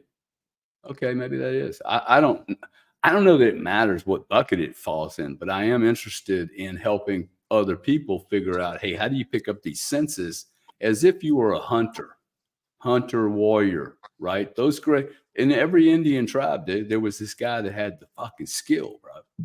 The fucking killer, right? Yeah, I've got a couple of ideas. Yeah, go ahead and continue if you want to add in. Yeah, I mean, the more I think about that, actually, I think it's a good, I wish I had Hitch Slap's vocabulary, but it's a good metaphor for, and maybe I'm biased because I studied a little bit about the archetypes in humanity, but the story about the old tribes, right? Like I feel like I'm going through this stage in my life where the weird thing is all my experience is going to leave me at the very end of my lifespan as being one of the most important what's the word I'm trying to use? Hitch, the archetypical mindset, the elder, right? The elder with the experience and the the archetypal, archetypical, yeah. Yes, the archetypical elder versus growing up. Like I've lived through I'm going to live through 4 cycles. If you've ever studied the cycles, he calls it the 4 cycles. It's really a story about we're in the 4th and it's really painful, right? And it's interesting that I've been able to be this business warrior, had great sense. I mean, like, I wouldn't call it a BS meter, but like really, really intuitive sense about commercial things. But on the women front, dude, like I'll pick the fucking fucked up person every time. I mean, it's like I go completely blind. Okay. My dick must get cut in half. All the blood leaves my brain. I don't know what happens, but it's absolutely hilarious that someone could be like razor edge in one environment and then like, shit, I don't know what I'm doing. So that's my little diatribe there for 3 minutes. I'm sure the audience liked it. They'll be like, wow. But I think it's important for people to know, like, you can be great at something and really bad at everything else. Right, Hitch? I mean, Hitch may not know, but I know Mike knows that feeling. Could you say the last sentence again? Good to be great at. He said, "I'm great at everything, and I don't know what it's like to be bad at anything." I think is if I could just summarize what he was. Yeah, what I said was I think I'm really great at one or two things, and then like you give me a boat, I have a $40,000 boat sitting here that I haven't got into in a year because it just every time I get into it, it doesn't work. So I would literally pay someone to take this fucking boat off my hands. Okay, like I am so bad at this stuff. My kids must think I'm an idiot because I'm literally like, hey, I'll just go buy a new boat. Like that's gonna solve the problem, right? I'm scared of the boat. That's the truth. I have no IQ on the boat. My IQ drops to 80 and I'm scared. I'm scared I'm going to hurt somebody. I'm scared I'm going to get shocked. I'm scared I'm going to drive over somebody. My IQ really goes down. See, this is my point. I do not think IQ is stagnant. Hitch does. I don't think so, dude. Let me throw some 50 caliber bullets by your fucking head. And I guarantee your IQ is going to go down. Bam, bam, bam, ripping through your freaking. Imagine that, dude. Ripping right through wherever you're sitting right now, holding yourself nice and firm, and then bang, bang, bang, right? What I'd say is your IQ never goes down, but your ability to utilize it can. In the same way, you know, if you've got a virus, this is going to affect your ability to lift weights independent of your muscle mass. So it's not that your muscle mass has gone down, your strength hasn't gone down, but your ability to utilize your strength because of whatever you've got, any kind of virus, has depleted your body. So in the same way, you know, to engage your IQ, of course, you need focus. And if you've got one of Gary's 50 cals sliding past your shoulder, this is going to affect your focus 100%. So that's the way I'd kind of think about it. But I've got some, well, what I would consider answers, Gary, and I'd love to hear what you think about it. There's this term like, you know, 10,000 hours. To get an expert at anything, you have to do 10,000 hours. They know this in sports. And one thing I want to bring in is tennis players, but also applies to almost any sport. If you watch professional tennis players, they're the other guy at the other end of the court, he will already be moving before the other guy has served or has even touched the ball because he's reading the other guy's shoulders and he's guessing where he's going to hit it before he's hit it. Because if the person at the other end of the court, if you wait till their racket has made contact with the ball, you won't have enough time to get to the spot. So they're basically engaging in a type of mind reading. How do they do this? They do this because they've had 10,000 hours and they have training data, just like an AI. An AI has a lot of training data. So in answer to what you were talking about, Gary, what I'd say, you know, you're good at reading people, etc. I agree with all that. But I would say you probably had a lot of training data, both from your kind of growing up, but especially from your kind of dealing in business.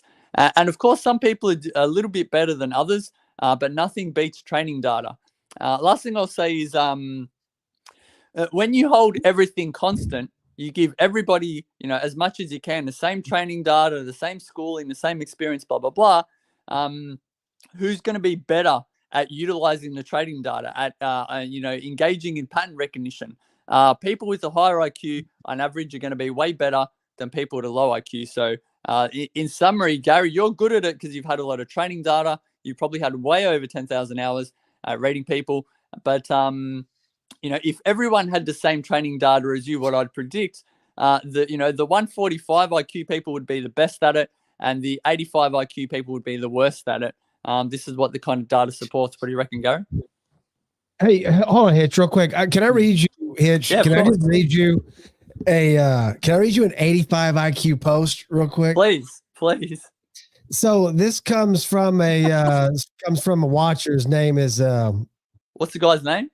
Gary. His name's actually Gary. Great name. I love that name.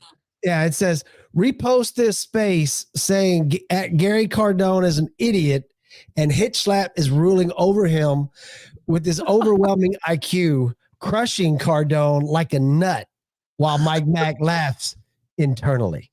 Like that's a pretty solid take. Yeah, Gary, whoever you are, if you're listening, I love what you've got to say, brother. Contact me. I'd love to do a space with you. You sound very cogent and perspicacious. I hope we can talk one day. Let's go. There you go. I don't know if it's going to work out or not, you know, but 1,700 people in here right now. And so, if they can requote, you know, retweet, repost, resubmit anything, that's always a big thing. I want to see if Gary knows his mic's off real fast. Don't say anything, Hitch. Mike, what have you learned from doing this? You talked about there's 1,700 people in the room. Is that good, bad? What do you learn? Getting back to the commentary about, well, the question I had, and we can change subjects if you want, but Joe Rogan and these other two guys, are they important to society? Is PDK important? Is a Grant Cardone important? Or the Dustin Stockman, you know, this new decentralized media, whether it's big like Joe Rogan, or if it's small like my shop or your shop or Hitch, or is this an important period? And because you've been doing this longer than I think Hitch or I, what have you learned? What would you do differently? Like, I know you're even just, you know, we're playing around with this right now. That this is my way. This is where my IQ, in fact, Hitch hit it right on. Dude, what I'm good at, I've done over and over and over and over. Now, the cool thing is I would be bored if I was doing my brother's deal, the real estate deal. He does a lot more than just real estate. He's really very active. For me, the guy's way too active for me. It's too crazy, right? But that's cool. It's his deal. He's Superman, right? Where was that going? Yeah. So what have you learned, and what do you get from this? You know, I mean, do you think the audience is being helped? I see people following you. Like, is this working? What don't you like? You know, just that kind of conversation. Because sooner or later, we have to have a purpose to do this, I think. Yeah. Otherwise, we won't do it really well, right?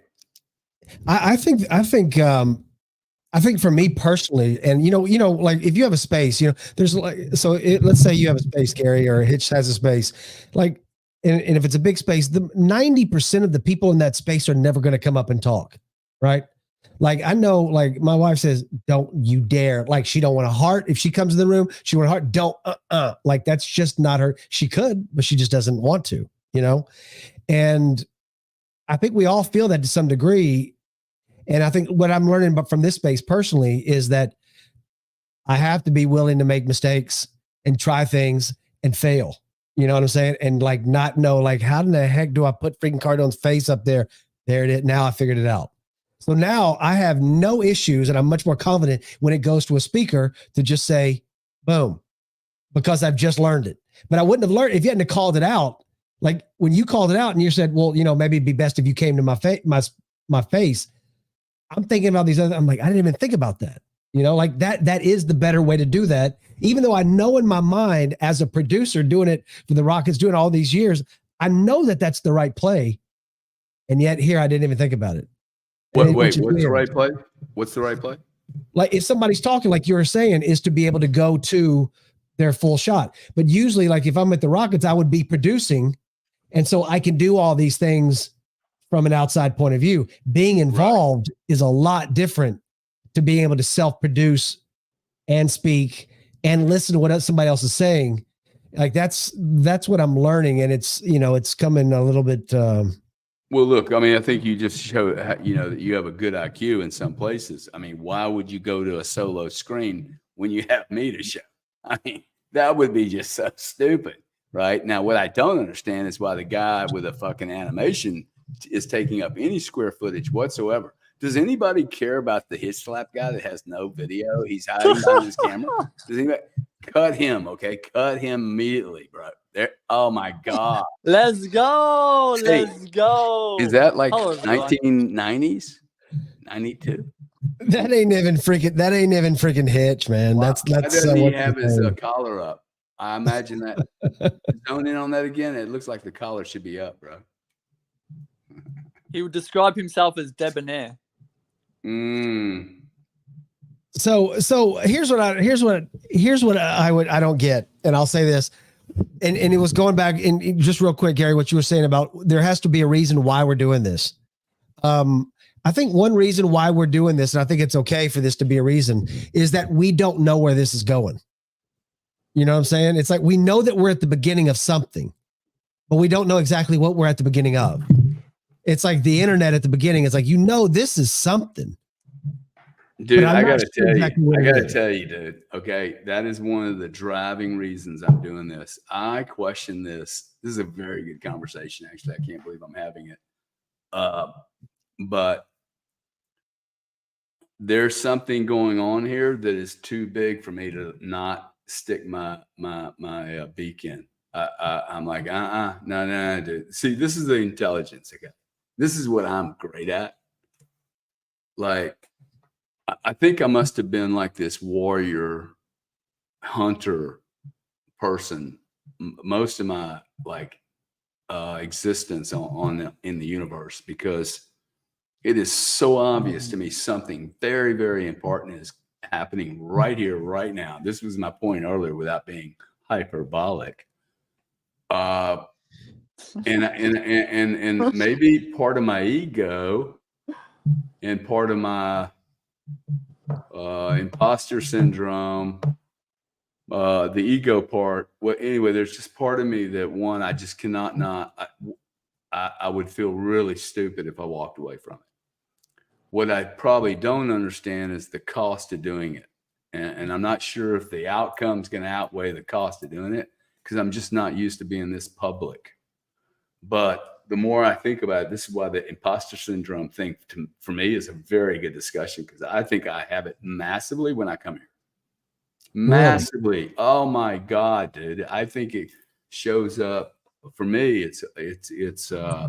Well, I think the message is for me inside, because I do believe I am a composite entity. I don't think this, like, you know, if you believe the IQ and then you believe the personality thing, the 5 A's or whatever Hitch calls them, that's all made up of your experiences, man.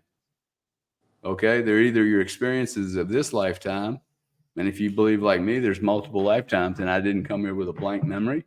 I just do not believe I showed up with a blank memory, because I know how to do things that I should not, have not been trained to do, but I have this affinity for it, so much so that you would call me hyper-focused, right? Like, I don't know very much about many things, but the shit I know about, the little things I know about, what I put my attention on, I can invest a tremendous amount of time and joy. Like, for me, it's always has the joy, like I'm like an 8-year-old kid. But look, that's what Crypto Bad Fox says, and I agree with her. I think that's exactly right. This is why people want to hear from you. Relatable, real straightforward. Like, I tease you about it all the time, but I don't think you get it. Like, I really don't think you get it. That skill is just rare. Like, it might, maybe it is capped, but being able to explain something in a way that other people understand when they're expecting you to explain it in another way, like, it's like, oh dang, I didn't wow. I'm telling you, that's a big plus. I think moving forward, that skill that you have, Gary, and Hitch has it too, is I think that's what it's going to be based on. It's going to be based on communication to be able to get the masses involved. There's 1,800, almost 1,900 people in here right now. And I would love I wish that every one of them could be on stage or comment and stuff like that. So we to have that conversation, to hear what is going on, even if it's just typing it, to be able to see what is it that you want to say. Because if you've got someone like Hitch, who is a master of the IQ, and Gary, who's a master of finance and Bitcoin and so like this is an opportunity that just doesn't pop up in everyday life, and it's really, really cool. And like and this is what you were saying, Gary, is like, this is the beginning. We don't know quite what it is, but your instincts say, man, it's the beginning of something, like it's the beginning of something. Yeah. And I mean, when I say that this is like, I have this feeling, right? Like, I have been into 5 different events that were, and look, this would not, it wouldn't matter if I'd been an artist or a swimmer or whatever I chose, right? I have been through 5 events. I'm like, whoa, I can't believe I'm having this opportunity. And that opportunity really put me in a position where, okay, I'm going to put 10 years of my life into this. And I didn't really think about it that way, but now I know, oh, wow, dude, you were devoting 10 or 15 years of your life. You can't really think about it that way when you're doing it. I think about it like, oh, I'm starting a Monopoly game now. This is a new game, and I think this game's going to be really interesting. I didn't come into this space directly through media. Most people I've met here, they like have media backgrounds, but I came here through Bitcoin, dude. And then I started seeing the decentralization of Bitcoin. I'm like, whoa, what's going on over there? Because mainstream media is fucking horrible. And I started looking at this space, and it became really clear, whoa, something's going on. It's the exact same feeling that I've ever had. This one, though, is enormous. This feeling, like I normally get it right here. This one is like around me. It's like it's multidimensional. It's polytransformational. By that, I mean multiple transformations all occurring at one time. And I cannot sit on the sideline, dude. That would be painful. Now, I look at these rooms. If you're telling me there's 1,700 people in, I'm going to ask everybody in here. I'm just running an experiment, okay? Could you just make one comment in this feed where it says comments? Say hi, fuck off, love you, Bitcoin's worth $1 billion, God is real, Jesus is real, Palestine lives, Jews live, whatever you want to say, okay? I don't care. I would like to see 1,700 people because I want to prove one thing.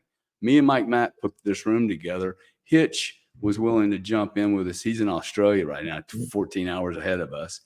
And we all came together just to run an experiment and say, hey, let's just jump in here, okay? I do not know many people that will do this. And we're also learning how to work with each other. We've not done any training on this. $0 for advertising. I just want to look for my own belief. It's like, I know other people out here with 36,000 people listening to this show. Okay. There's no way they're all showing up with real human beings.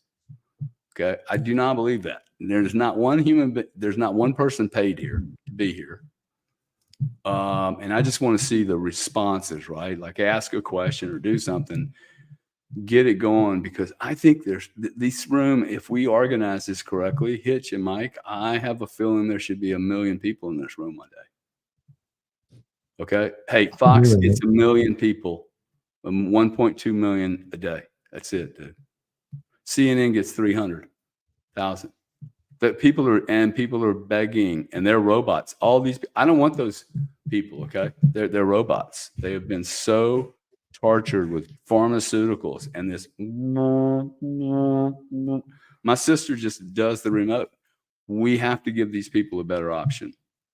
And so like Saturday, see, like people are like freaking out. My business guys are like, dude, you're doing some non-business stuff. Yeah, I am. Fucking people need a lot of help out there, dude. So like I'm tickled pink to do a show with Hitch Slap. He's the one that had the idea. He talked, hey, do you think imposter syndrome's real? I'm like, bro, I have stories that'll shock you.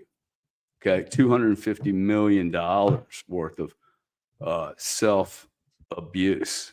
Not me, but a partner of mine. I mean, fuck, you get involved with one of these people. You think you don't have it? And you get involved with one? Whoa, dude. Try to deal with that shit. So do not tell me in business. I've never met a woman that didn't have imposter syndrome in business. Not one. And I've met very few men that don't have it, including me. So how can you not have Hitch? How can you not have it? How can any of us not have it? It's fear, right? Well, first of all, I hope Gary doesn't mind me saying this. I got the idea after speaking to him in one of our early spaces. I don't remember if it was the first IQ space or an early space, but I was sincerely, I was very touched, Gary. You were speaking from the heart, and you were talking about, exactly this. And then it kind of was swimming around in my mind. And generally speaking, with the spaces, I just let people bring whatever topics they want. And it must have been in my mind, so I kind of injected it into the space because I don't have set topics. And people went wild, like everyone wanted to talk about it. So, yeah, of course, I didn't mention your name a single time, but it's just I got the idea from you to kind of do the space. So it's going to be very apropos. Well, it was interesting that not just that I follow you, but that I picked up on it. Right, I immediately went, "Hey, dude, I mean, how long did you post that? I mean, like, hey, that's space, dude. There are so many spaces here. Like, when I get beyond the imposter, see, it's good for me to talk about it because the audience, one, I don't really do it for the audience. I'm actually doing it for me. So I can get over this, this thing I feel like I'm holding myself back. But like, seriously, okay, I'm 66. I'm going to die one day. It could be tomorrow. It could be 30 years from now. I think it's going to be, you know, somewhere when I'm 96, April 17th.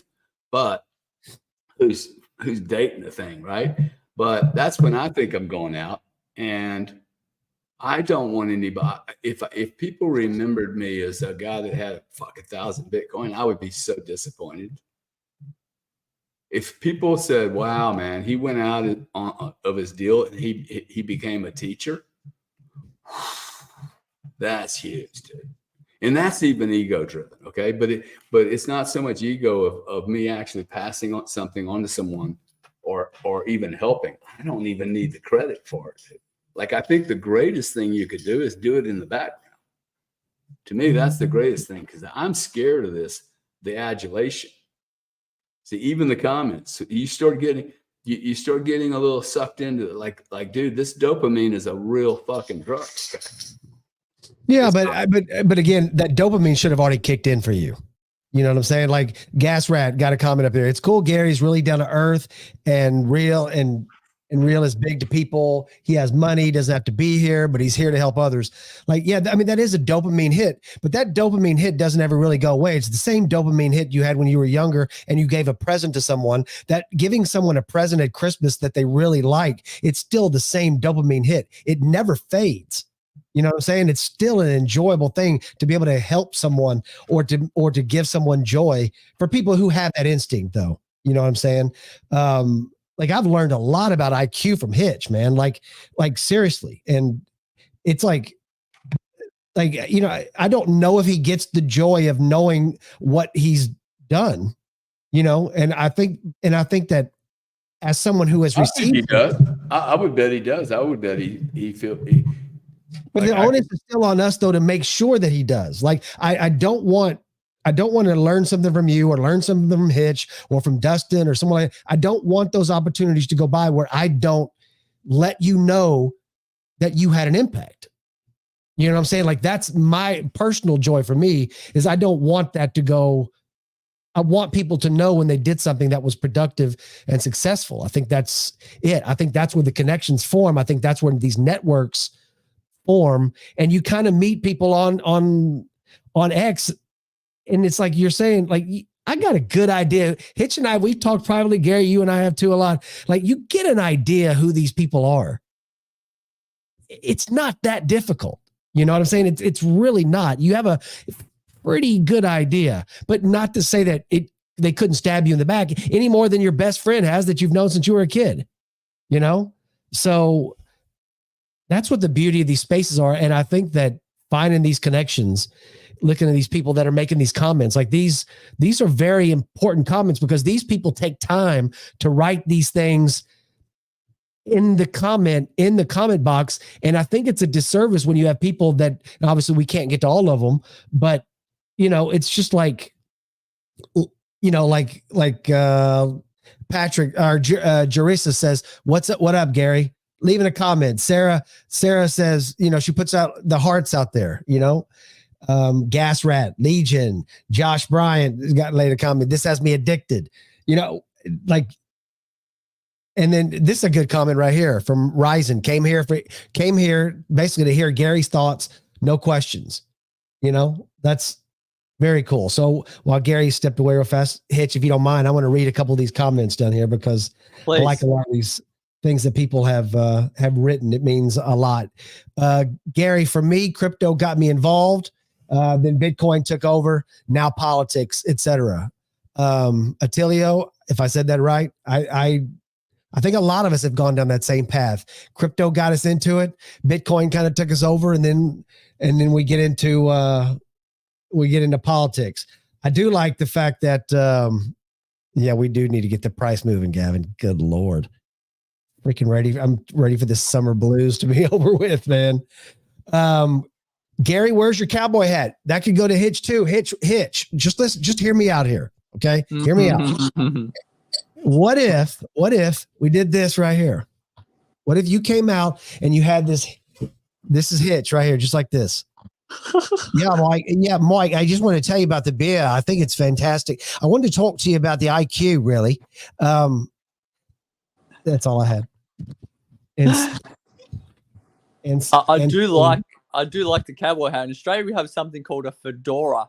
A fedora is like the Outback. I'm not sure if you guys call it that as well, but a fedora is basically a high quality cowboy hat. So yeah, we definitely have those in Australia as well. Let's go, cool man Mike. This is from my Rocky Bob. If you see, I don't know if you can see, but for some reason that's kind of weird. I don't know. I'm packing up a lot of stuff. That's why some stuff's gone from my room here. But as you can see back there, there's a Rocky Balboa mannequin back there. See what I'm saying? I love everything about Rocky. He's Italian. The film's great. The theme song. What's not to love? I know. And here's the interesting thing, though, is that I don't know if you can see it. Oh shit! What the hell? Who is that signed by? Come on, bro. Do not say. I can't read it. Oh my god. Oh my god, you absolute legend. Tell me the story of how you got to sign your hat, because that is brilliant. I'll give you $20 for it right now. I'll sell it to you for half a Bitcoin, bro. I'd tell you that right now. Tell us the story, Mike, if you don't mind. How did you get him to sign? What happened? Well, I didn't get I buy stuff like that. So gotcha. Where is my gotta get back to where I was here. I'm like, if you look up here, and again, like I have a lot of stuff packed up so you can't really see it, but in the middle there's a signed glove from Stallone, and this I bought this off of this was a live Creed movie auction. Beautiful. That I bought that off of, yeah. So have you seen the recent Stallone documentary where he talks about his dad beating him and all that stuff? Yeah. Oh, I don't miss anything with Stallone. I'm a huge Rocky Stallone cat. I mean, same. I ride or die with Stallone. Did you hear the other day the space I closed out with the Rocky theme? No. In the Imposter syndrome space, went for like 7 hours or something. At the end, I try to pick a song that matches the space. So, Rocky definitely had imposter syndrome. So I get people to pick, and people are guessing all these things. And then right at the end of the space as I was closing, when I finished talking, I played the Rocky theme to close out the space. And somebody wrote in the comments, Mike Mac's going to love this or something like that. I wasn't sure if you were there. Yo, how you doing? I see Gary back there. He's got his thing up there. You know what I'm saying? It's like, hey, yo, freaking like Gary Cardone. He's got his freaking Bitcoin chart. I'm like, yo, how you doing? I appreciate it. Last thing for me about Stallone, what do you reckon about, did you see his early interviews? There's this famous interview, he's maybe 23, and he's on some kind of talk show, and he's talking about how they wanted to pay him something like $1 million to not do the film, or for him not to be in it. Did you see that? Yeah. Well, the story real quick with that was that Stallone was so broke that he wound up having to sell his dog because he couldn't afford dog food anymore. And he was doing some bit parts, and it turns out that he went to audition for a movie that he didn't get. And as he's walking out the door, he asked the guy, he goes, hey, y'all looking for anybody like writing or anything? Like y'all looking for writers or whatever? So he goes and said, like, yeah, you got something. He goes, bring it. He goes, you mind if I bring it back and show you his little stuff? So he didn't have anything written though. So he goes home, he writes Rocky 3 days. Yeah. He writes Rocky in 3 days out of panic, right? Because he doesn't have anything. And so he literally still has the spiral notebook from Rocky, the red spiral. And he had already sold his dog, Butkus. And when he went in and to about, they wanted to buy Rocky, they offered him like $25,000 or something like that. And his instinct, and what we were going with earlier, talking about their instinct, you just know something. He knew not to sell it. He goes, I am Rocky. He goes, I'm playing Rocky in this movie. And they're like, you're not playing Rocky. Because they had freaking, they had all these great actors, Burt Reynolds, all those guys at the time. And I think it wound up getting up to close to $1 million. And they asked him, in those days, monies, that's like 5 million today or something. That's $1 million back then. He said no. And then they go, all right, well, here's the deal. And so they told the producer about Stallone. They said, well, we'll show him. So the producer was watching a movie to see Stallone, to see if they would actually go ahead and cast him in it. The whole time, the producer was watching the wrong character. He wasn't watching Stallone. He was watching the other guy. And he said, yeah, I like him. That's pretty good. And so Stallone got the part. And Rocky was he bought his dog back because the guy said he sold him the dog for like $500 back. And he had to have a little bit part in the movie. And so Stallone said, okay. And they had no funding. The movie there was so much crap going on. Stallone fired the guy, did the fighting thing and choreographed the entire movie himself, the fight scenes. And they put all these restraints on him, right? They said, like, instead of 90 days, we'll give you 30 days. Instead of catering, you got to bring your own food. And they just put all these restrictions to try to make him fail. And that's where he got the fedora. He just thought the fedora would be cool. So he walked across the street to an old, like, Salvation Army thrift shop or whatever and got the fedora. What's your favorite scene in Rocky 1?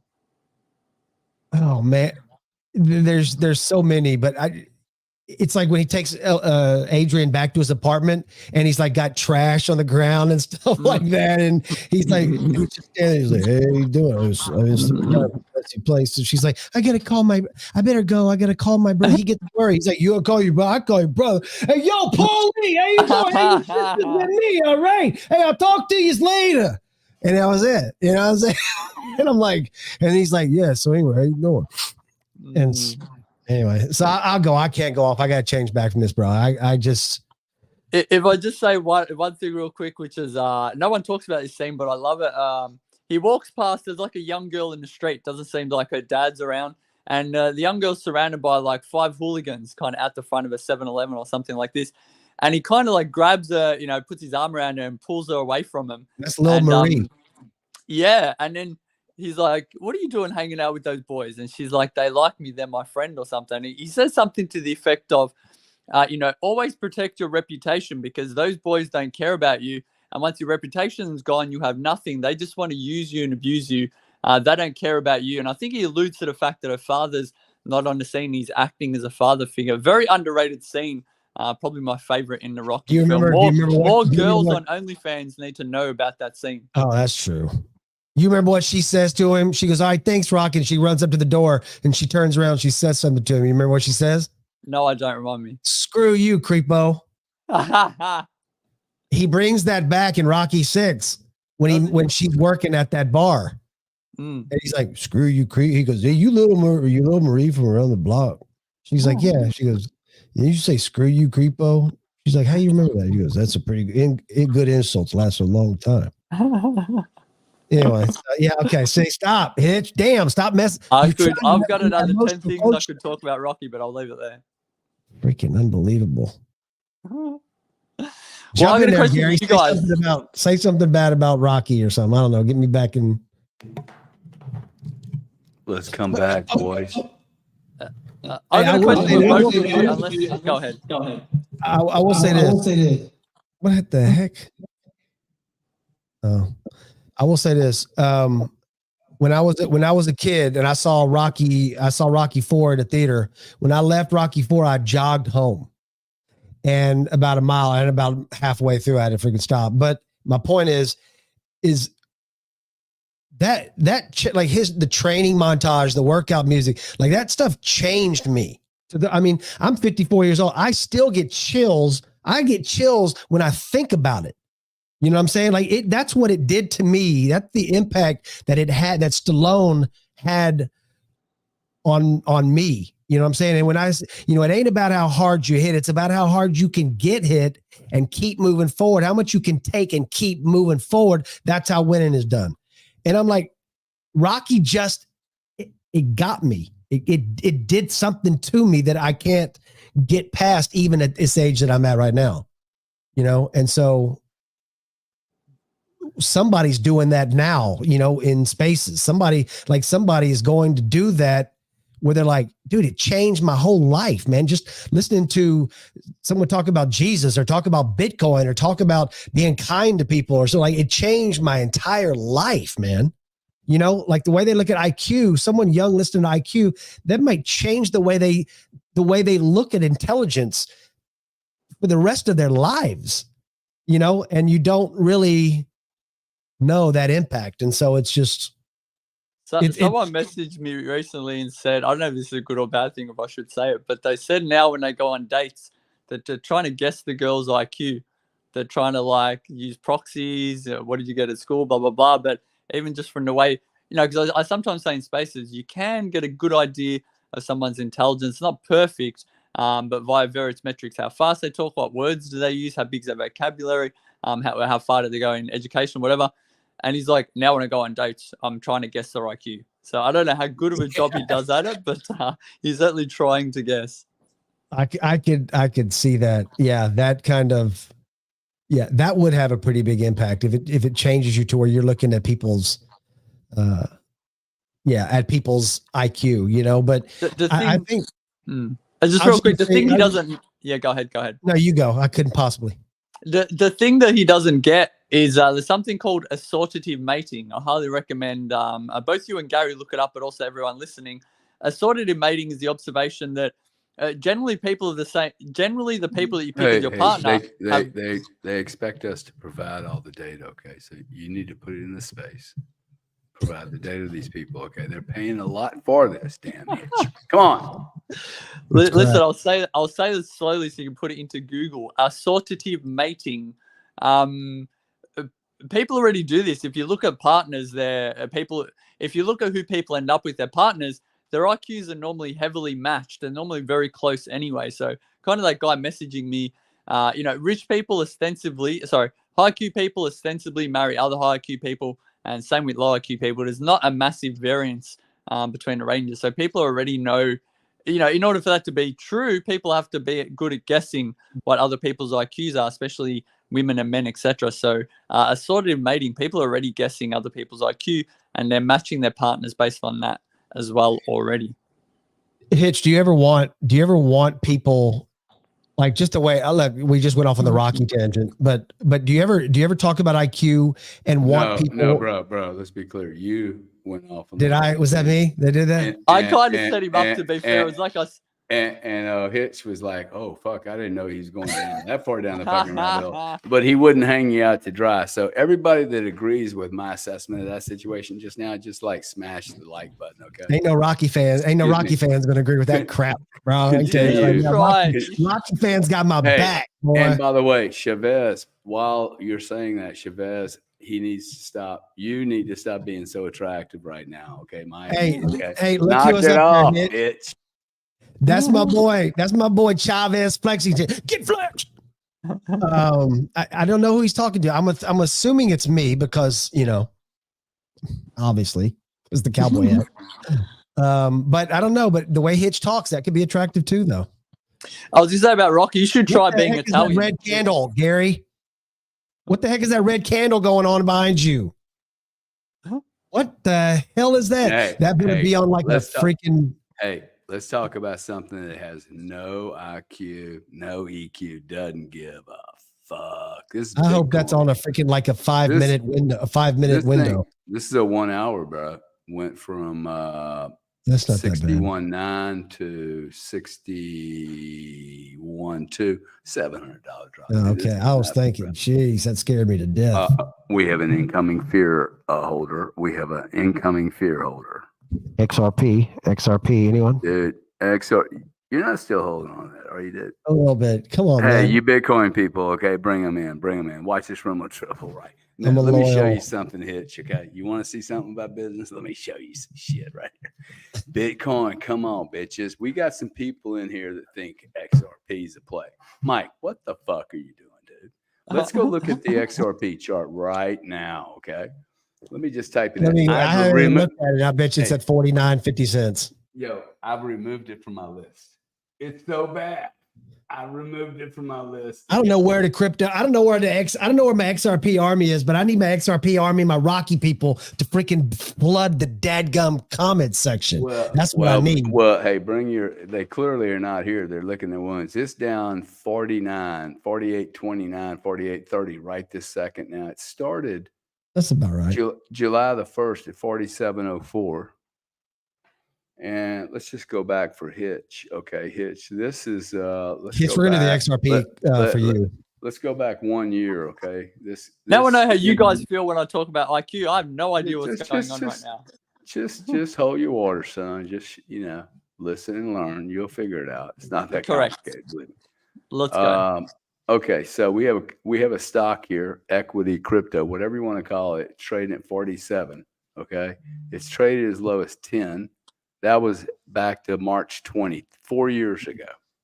Okay, it's done this little flat movement all through from 2022, which is the very down part of the market, of the whole crypto market, right here. You can see it emulates that. Now I'm going to go to Bitcoin. Remember this chart, okay? This is a 5-year chart. Okay, you see that? It's not a bad chart. I mean, when you look at it, are you fucking kidding me? This is sickening. This is a flat line dead patient, dude. Look at it. I know, because I'm saying, but when you compare it to other ones, yeah, I get it. Well, let's go to this 5-year chart right here.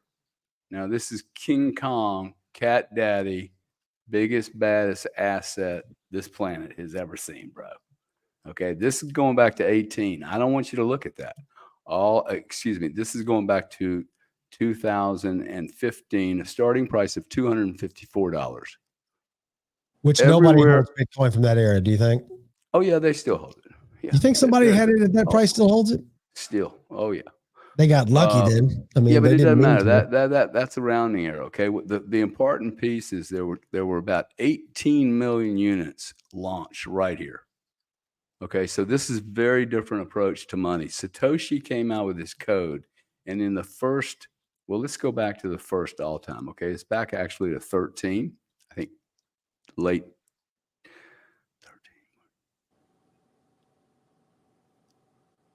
13. Yeah, we have another 5 years here. Okay, so it was in 08, I think, but for practical purposes, take it 8 years back or 9 years back. This is appropriate because the market was just developing back here. Very thin traded market, very volatile. So we're starting at $240. Market move is going, it's trading all over the place. A lot of volatility, shakes people out, goes to 16,000 in 2 years. Okay. Comes back down to 3,000.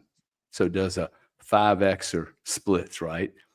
And then cranks up to now we're at $63,000. So everybody sold probably what, about 6,000 on the way down? Whatever they did, right? This was the last bull run, but this is a very different chart than the last 5 years of that other thing that we were just looking at, which is XRP. Look at this, okay? XRP did this right along here. This thing has gone from $16,000 1 year ago to 61 grand. We have an ETF that has the largest, most successful ETF in the launch of all ETFs in the history of Wall Street ever, fucking by factors of like 10. We now have real money moving into this, these ETFs. It's not fake money. It's real money. We're seeing the flows. And I think this is our future to do what we're doing here. You cannot live in the universe we're living in right now, where media is being disrupted by what, $20 a month, and not have a digital universe, dude. Like, this is just the biggest no-brainer. So you got some selling. I mean, look at this, dude. Look, you want to get sick? Well, you've been holding on to XRP, ding dong. You could have built the case. Hey, I want to have a surrogate to Bitcoin. You should have, look at this trade here, dude. By the way, I'm in this trade. I'm in this trade at $5. Okay. I'm in this trade. We're looking at Iron or Iris Energy. Oh, yeah. I saw you posted on that earlier. The symbol is IREN and trading at 1430, dude. Up $2 today. All these data mining centers that have been mining Bitcoin are now being looked at by Wall Street and nuclear power companies. They're looking at them going, hey, are you guys data centers?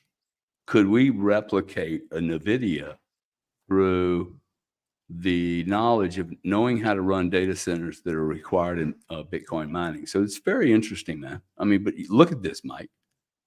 Okay, $5, bro. I bought right here. This was literally a May. Okay, so your XRP, dude, like when you compare the XRP chart, it's just impossible to defend that. I get it. I agree with you. I agree with you. There's nobody that's more pissed off than the XRP army. I mean, I promise you that. It's almost like that thing where you're holding on to it because, you know, I do want to see what it does with cross-border stuff and so, you know, throughout the world. But it's a mistake, dude. I'm just telling you, bro. I know it does appear that way. You have moved into EQ, which has no measurement. You're now making. See, you're making the same mistake I make with the redhead.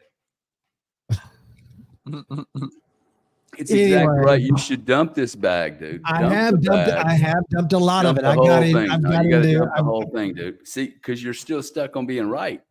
This is a problem with you youngsters. You're probably right. You're probably true. You're stuck on being right. You need to dump the fucking trade, mark it to your accountant, and go, hey, bro, I'm taking a loss in 2024 for the stupid decision I made, not selling this about, I don't know, 9 months ago when you met me.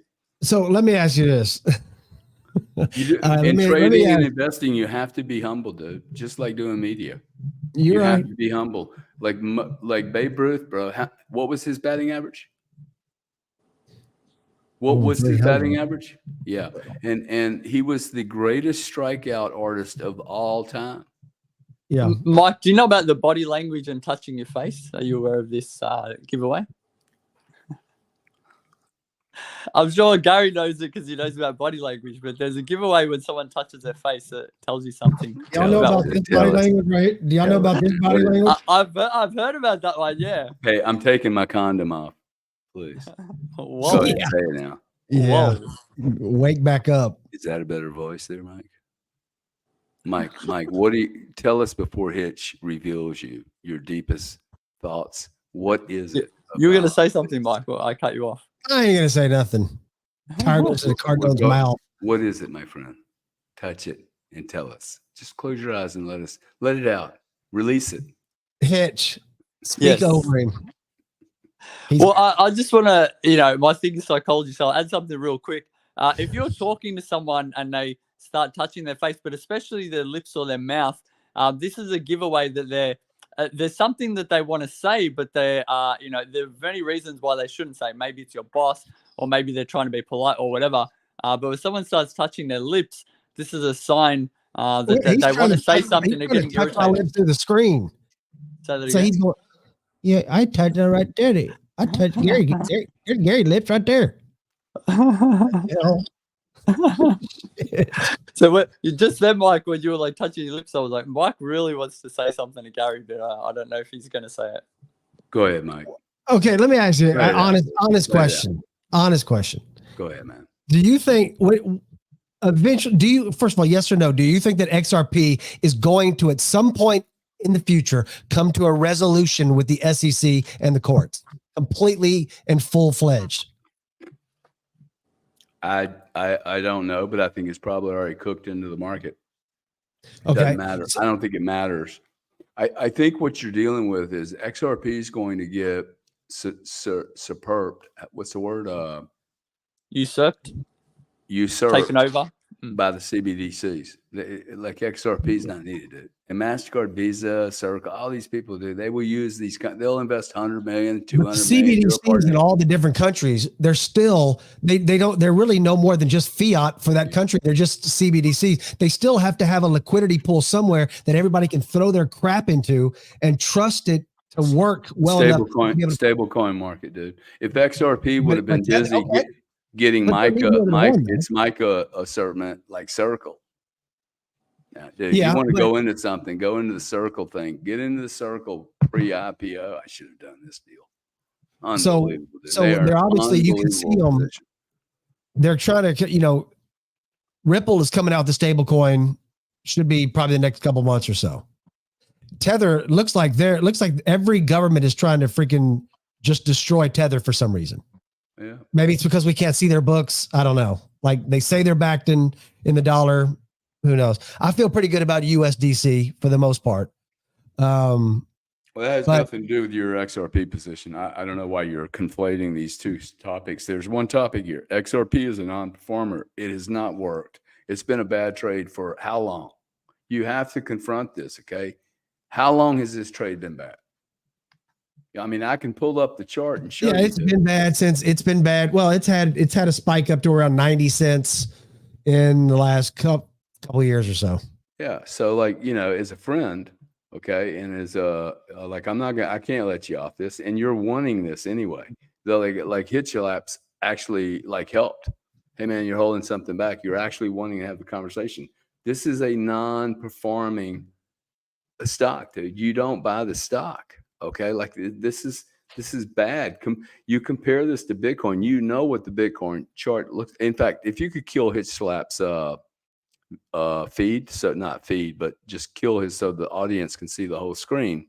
There you go. Not well, let's see what it looks like with a split screen, just you and I. Can you do that? I don't know if I can get just you. You can do it. You can do too, I think. Yeah, there. Hitch Slap's still in it. I was trying just to get rid of it and just kick him out of the whole. Yeah, I've actually, you know, honestly, I've got to run in a little bit. No, dude. No, dude. We don't want you to leave. Okay, we can close here in a second, but this is an anemic chart, Mike. You can't invest in this. This is your wife just kind of being mediocre the whole time, dude. And then we have this. Okay, like. This is your money, bro. You cannot print your money. If you have 12 XRP and convert it to this, it's a better trade. And your ego, okay, this is a lesson. The ego, because you know there's zero defense you have here.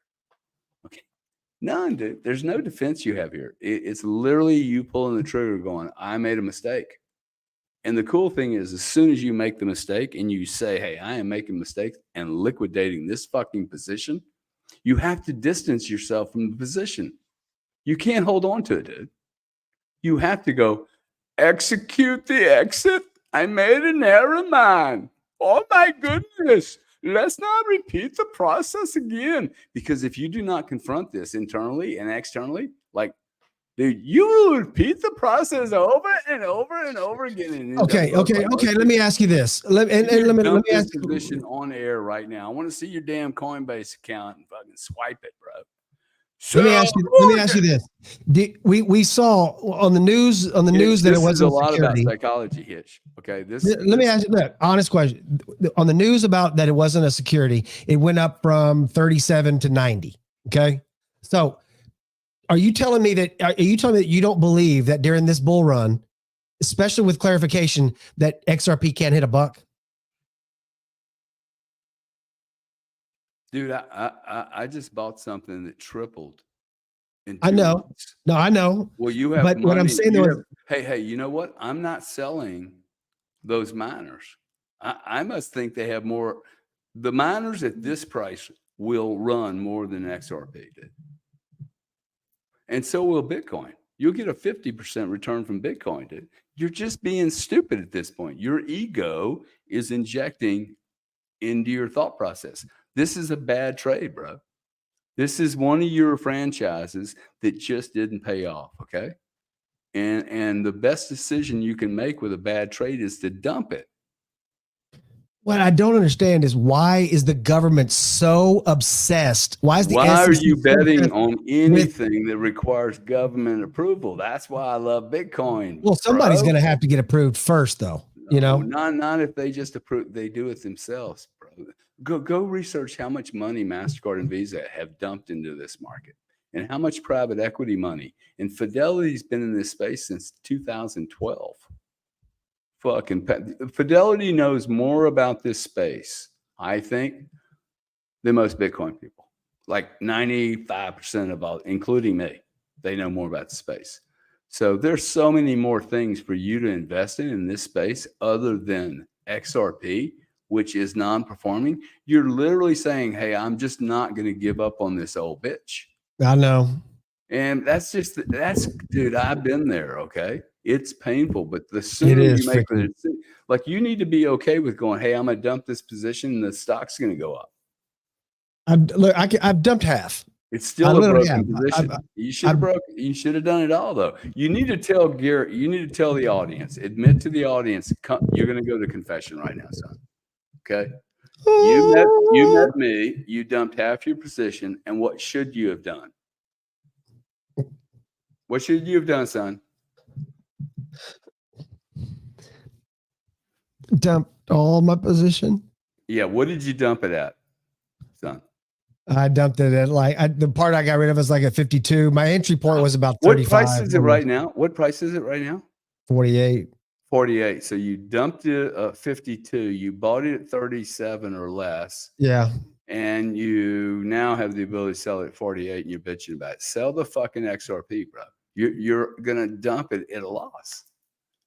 This is ego now. This is like, it's just, this is the big problem with trading, man. Because it's not even logical. Hitch will tell you, hey, Hitch, what have you heard here? Is there any logic he has to holding on a position where a chart, he has the ability to look at this chart or that other chart that was just flatlining? I like to stay in my narrow lane, and I don't know anything about what you guys are talking about. I'm listening, but I'm really not following. I don't have 10,000 hours of experience, so I will defer to the experts. Whatever the experts say, I'll lean towards that because I certainly don't fucking know. That's for sure. I look at it like this. I got maybe $7,000 in XRP, right?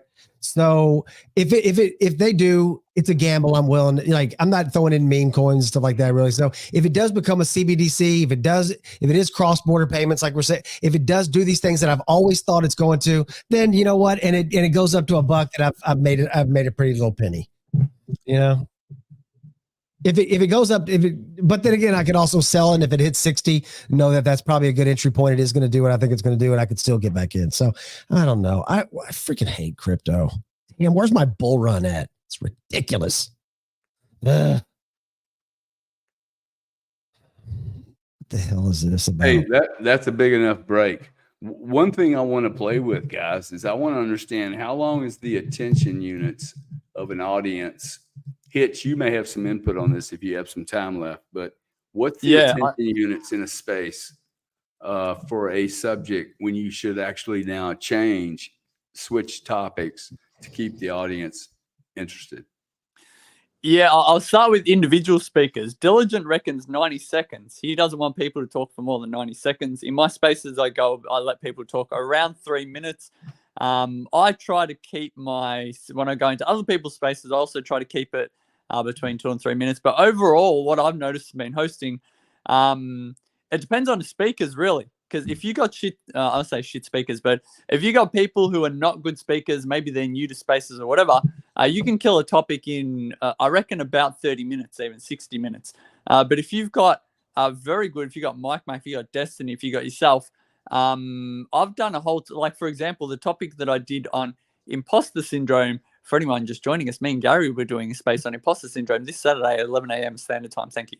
The topic I did on imposter syndrome, that went for 7 hours easy. Just there were people lining up, they were queuing up, they were requesting, and these are very good people. Mike Mack was there, Destiny was there, Heidi was there. So I think it really depends on the speakers, but I would guess not more than like 7 hours. 7 hours with very good speakers, you probably killed the topic. And you can say with Diligent as well, when I was breaking news spaces, I get the feeling about 6-7 hours is the maximum with very good speakers. That's my kind of guess. What do you guys think? Yeah, I've heard people say there's nothing that can come out of 3 or 4 or 5, 6, 7 hours. I totally disagree with that. I disagree as well, yeah. To like talk about a waste, the current education system. What I can learn in 10 hours from a host and a co-host or another co-host and some really good speakers that just aren't, well, at the end of the day, it's down to the host. Like, I have people come on, they sound like they're cool and know their shit, but I'm like, oh my God, they're just like pimping a deal. There's so much. Sorry. Go ahead. No. What were you going to say? I was going to say, I feel so sorry for you, Gary, because so many, and tell me if I'm misreading this, right? Once or twice I've had like 10, 15 minutes. I'll just join real quick. And so many times I'll just hear some guy come up and it'll just be like, Gary, we got to do a deal together. I got this deal, the best deal you've ever. And it happens all the time. And I hear that all the time with him. Oh, the fuck. And I'm Hey, like, Gary, I've got some great information for you. You really need to know this. Like you're really gonna dude, can you imagine what goes nuts. on in Wall Street? See, this is very good for you guys to see, but it's important for me to point out. Imagine if this was Wall Street and we were all buddies, but instead we actually had to walk to the restaurant across the street. We all traded in the same room with different little tags, all making $400 a year, right? And we all go to the restaurant at Denny's. Hey, Bobby's New York Paula, right? And we all sit there and compete with each other. Yeah, we compete with each other. Figure out how to fucking turn Mike Mack into an XRP investor. Yo, my man, somebody said something. Okay, I'm going to give you a challenge here. I do this every now and then. Nate Price, did you say that I have not studied? Who said I have not studied XRP for more than 10 hours? I see it. Wait, where was that? I saw that comment. Who was that evil motherfucker? I'm a crush, man.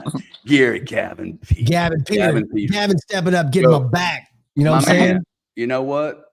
I spent 32 years in the energy space and the payments industry. But I will give you 30 minutes to give me a lesson.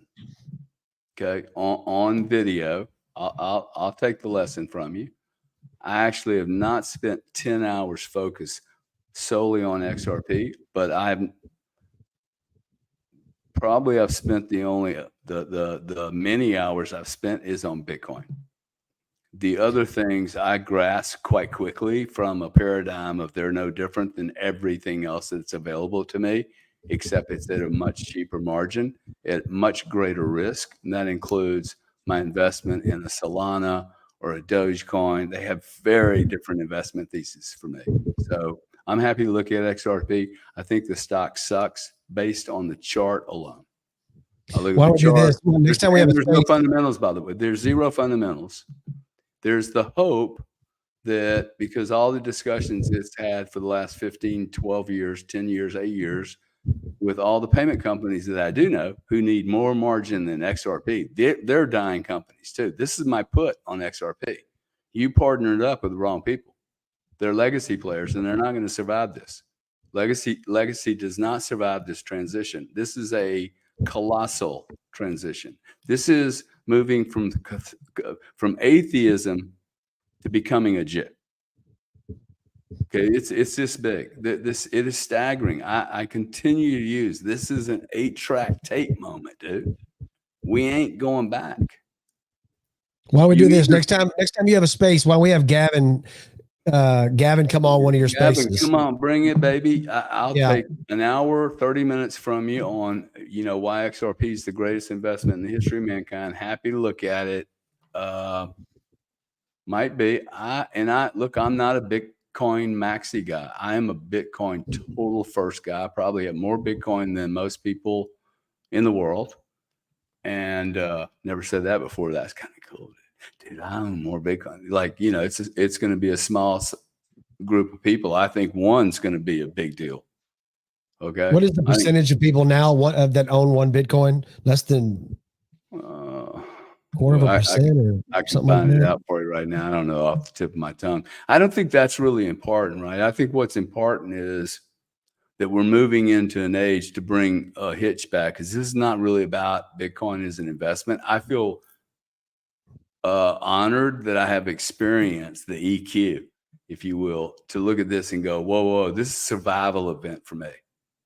Make no mistake about it. For me, this is a survival event. Otherwise, I wouldn't be this excited about it, because I think this is a moment where a guy like me and Hitch, whether we ever meet or not, dude, I think we will be connected. Okay, like it's some quantum level that is like really hard for me to quantify, put in any type of metrics. But something significant is fucking changing here, because I didn't have to get on a 18-hour or 20-hour flight to have this connection. That is staggering to me. And all I had to do was plug in and open my open my universe and listen, right? So if XRP can survive that, cool. I think there's going to be a lot of winners here. I just don't need to bet on a guy that doesn't look like he's racing very well, dude. But happy to have the guy on. I'm going to bring somebody. I don't know if she gets my message. Her name is, I don't know if have you ever met Jessica Kirsch before, Gary? Probably not. I've never met enough. Yeah, she's a very interesting young lady that I want to bring up here. Yeah. And listen, I'm not going to spend a lot of time on it, but I'll take the challenge that, hey, that's no, it's not about XRP. No, I wanted you to hear her. This is someone that Destiny and I are going to interview coming up, and she doesn't know it yet, so I was going to tell her. So, Jess, cool. If you're listening, come on up. But this is one of the most unique people on X, and it kind of goes to our premise earlier. We were talking about how we have this opportunity now to take what our niche is and really kind of put it out there with other people, and to kind of combine it. Hitch, are you familiar? Have you met Jessica before? Is this the SpaceX young lady who watches the? Yes, I'm a big fan of Jessica. Lovely young lady, very affable, and I'm a big fan of her. There's a lot of respect for her. Yeah, she is. Hopefully, she sees the message and pops on here. So you guys are interviewing her on one of your spaces, is that right? But you haven't told her? Yeah. So Destiny and I are going to. We're going to move. Yeah, there's some top secret information here. I think you're kind of dripping it out. I'm not sure. What's happening, dude? Tell us. Release it here. Are you going to show up at her house with like a bunch of people and cameras and like kick the door in and like one of these interviews or what? But I keep my finger off the trigger though. It's on the side. It's fine. No, I was going to tell her that this is one of the people that I want to interview because her outlook on life and the way that she lives her life is so unique. And I sent her a link to join the space. So we'll see if she does. But I will say she's very and this is not a criticism, but she's very shy. So I know sometimes she doesn't want to take speaker. So I'll be happy to hear from her though. She's here. Let's go. Let's let her get. What's up, Jessica? How are you? Hi, should I turn the lights down? I am driving on a highway right now, but we're good. Well, Hi, real quick, Jessica, why don't you tell Gary and tell Hitch what it is that you're driving right now? She's driving in her car. Hold on. She's driving in her car. Sorry. What am I driving right now? Yeah. Is it? Don't tell me it's a Cybertruck. Oh, I wish. I have one on. Well, no, I don't have one. I pay cash for things that I don't have $150,000 cash. Gary, you pay cash for things? Exit 1B, I-40 West, toward any fiat I can burn up and turn into a good asset? Yes, ma'am. Why would I take a note on something? Right. I have in a quarter of a mile. I'm sorry. Use the right lane. I'm right at my destination. Take the right lane. I got your message. Do not know where you're going. Right Do lane. not pay attention. No. Follow me and all records. Do a U-turn immediately. Increase your speed to 300 miles an hour and do a loopity. If you I'm make doing it, a loopity at 1C. I'm spending the night on a friend's couch that I know through X. Because I'm tired. See, that kind of goes through it. Tell us. I want to know what you're driving. What vehicle are you driving right now? Right now I'm driving the Kirsch Kona, which is a Hyundai Kona. It's not a Cybertruck. It's not a Tesla. Nothing fancy. Are you towing anything with you today? I had to look back. No, I'm not. I'm not towing anything, but I live full time in an RV. Turn right on North Lincoln. But I can't So her tow. backstory, Gary, and we're not going to do this. I don't know if you heard us, Jessica, but when Destiny and I are going to, we're going to start a live stream thing with Divisive Network, right? Ooh. Okay. Yeah. And so what we want to do is well, what I want to do is I want you to come on to do an interview. I would love that. I would love that. I know, I think I know a little bit about what you're going to be doing with Divisive because I talked to him about that. And I just think that your story is so fascinating about the way you live your life. So I don't want to spill too much of it today because I want to reveal it. I want to reveal it in that interview, but it is absolutely, I'll just give you a tease, Gary. She does what she wants, when she wants, where she wants, how she wants, for the most part. I mean, compared to the rest of us in the world, you do. I had a lot of debt. Yeah, I had a lot of debt that I had to work through a lot of stuff. And then, like, you know, Gary, you get it. You build yourself up and you make smart financial decisions and you invest, right? And I'm still learning these things. But you own your time, right? Then you own your money, you own your life, in my opinion. But Gary, I had a question for you, if you can hear me. Sure, yeah. Awesome. In terms of, what is your take? I have two questions. First one is, what is your take on purchasing just partial shares of Bitcoin? That's number one. Number two, before I forget it, is at what point Use the left lane to turn left on South Mickey Mantle Drive. U-turn. Will you sell? Sorry, I'm in downtown Oklahoma City. It's kind of bumping down here. When will you sell and take earnings? What's your first question though on the partial shares? Partial what does that shares, mean? as in 700 feet. Are you buying the ETF or what? No. For example, I have people that donated to me in Bitcoin years ago when I first started on YouTube live streaming, and they said just hold it. But it was, you know, like $100 something. Now it's worth, I don't know, $4 something $100. And they were able to, I guess, through Cash App. Yeah. Cash App. I supposedly you can do it through Schwab as well. But what's your question? So are you holding Bitcoin right now? Yeah, I mean, just like a little bit of Bitcoin. Yeah. Why isn't it more Bitcoin?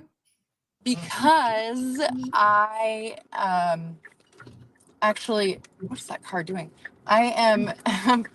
Do you own that car that you're driving? Yeah. Oh yeah. Everything You I own own it. You pay cash. Paying it full. I buy phones. You have any debt? You have any debt? Do I what? Do you have any debt? I have no debt. I have no debt. Free. You know, I was getting a massage once. I mean, not to make this weird, but I was getting a massage once from a guy that had known me for years. And I made a comment I said something about, well, I just like to keep it real. And he's like, bro, you're the most real guy I know. So if you're free like that, and that's really awesome. If you're able to be free, it's hard for most people, I think. So what's the challenge when you say buying a partial Bitcoin? Yeah. Well, partial as in like, I can't afford whatever hold on this. All right. But Jessica, let me ask you a question. If you thought Bitcoin was a good opportunity, why wouldn't you just look at it and go, hey, look, I can go make 70 grand? Well, I don't think of it. I haven't thought about it like that, only because I've been following Elon Musk's ventures since like 2017, SpaceX and documenting that program, Tesla. But Dogecoin, it was at the Cyber Rodeo event when Giga Austin opened. That night, I was walking through. I just posted the video this morning to somebody in the Doge community, again, of a Doge. It was a Shiba Inu face flying through the state of Texas, and it's literally dodging 3D projection screen, dodging wires, as in becoming decentralized. That was when I filmed the video, and when I saw that, I wasn't sure about Dogecoin. I wasn't sure. I thought it was, all the jokes that Elon made. But that was the moment that I said, okay, And I am very careful with my money, especially now, so careful. But I put $10 per day on an auto trade or auto transfer on Coinbase for a year into Dogecoin. And now I haven't looked recently, but it was at like 62,000 something shares, which is, for me, that's a lot of anything, you know. What's your average cost? Do you know what your weighted average is? I was buying it. It's like 7 cents. Yeah. Well, it's at 12.22 right now. Yeah, and it was up to like 16 that one time. It was like 0.74. But I do truly believe that there's more to Doge than just the meme. Let me show you how committed she is, Gary. Take a look at this picture. Oh, you see this back in the back there? Yeah. No, I see the big thing, man. No, I know who this lady is. I think I follow you. I think your work's really fascinating. Look, thanks. This is the way I look at this. If you're asking me a question, I'm not sure you are, but I actually own some Dogecoin. Now I bought Dogecoin after I owned a lot of Bitcoin, and I think Bitcoin's like I suspect you're low 30s, kind of a freelancer. So nice. Okay, whatever. Well, freelance or whatever. I mean, it's never too early to like learn. Okay, I need to start preparing for the shitstorm that might happen tomorrow. And we all get old. Okay, we all get older, and we all die, and shit happens. So, you know, when you're 30 years old, you don't really think about this. This is really important stuff. This is why most people die broke, and they can't even afford their burial. So, look, I like Dogecoin for one reason. I think it's a call option on Elon. I don't think it's and the cool thing is this particular call option, it actually improves if he were to die. And I know that's a really weird way of looking at it, but this is what people don't understand. Like, hey, dude, you're a Bitcoin only guy. You have Dogecoin? Yeah, I do, because I think it's one superior to Ethereum in that Ethereum, if that guy dies, nothing's going to happen, bro. There's no memorabilia. Okay. But if Elon dies, woo, dog, that's a different deal. Right. Yeah. And Elon has a built-in marketplace that I've never bought the case that Bitcoin was built to be used for, you know, having dinner with you one night. Like I would never spend Bitcoin to have dinner with you. I'll spend fiat to have dinner with you, but I'm most certain that's probably me asking you out on a date, by the way. But there's no chance of me using Bitcoin to buy a bag of potato chips or dinner, right? When I can use fiat, I can just go work. Right? Yeah, but right now you would use fiat, but once fiat goes away, no, fiat won't go away. Totally. But will you remain?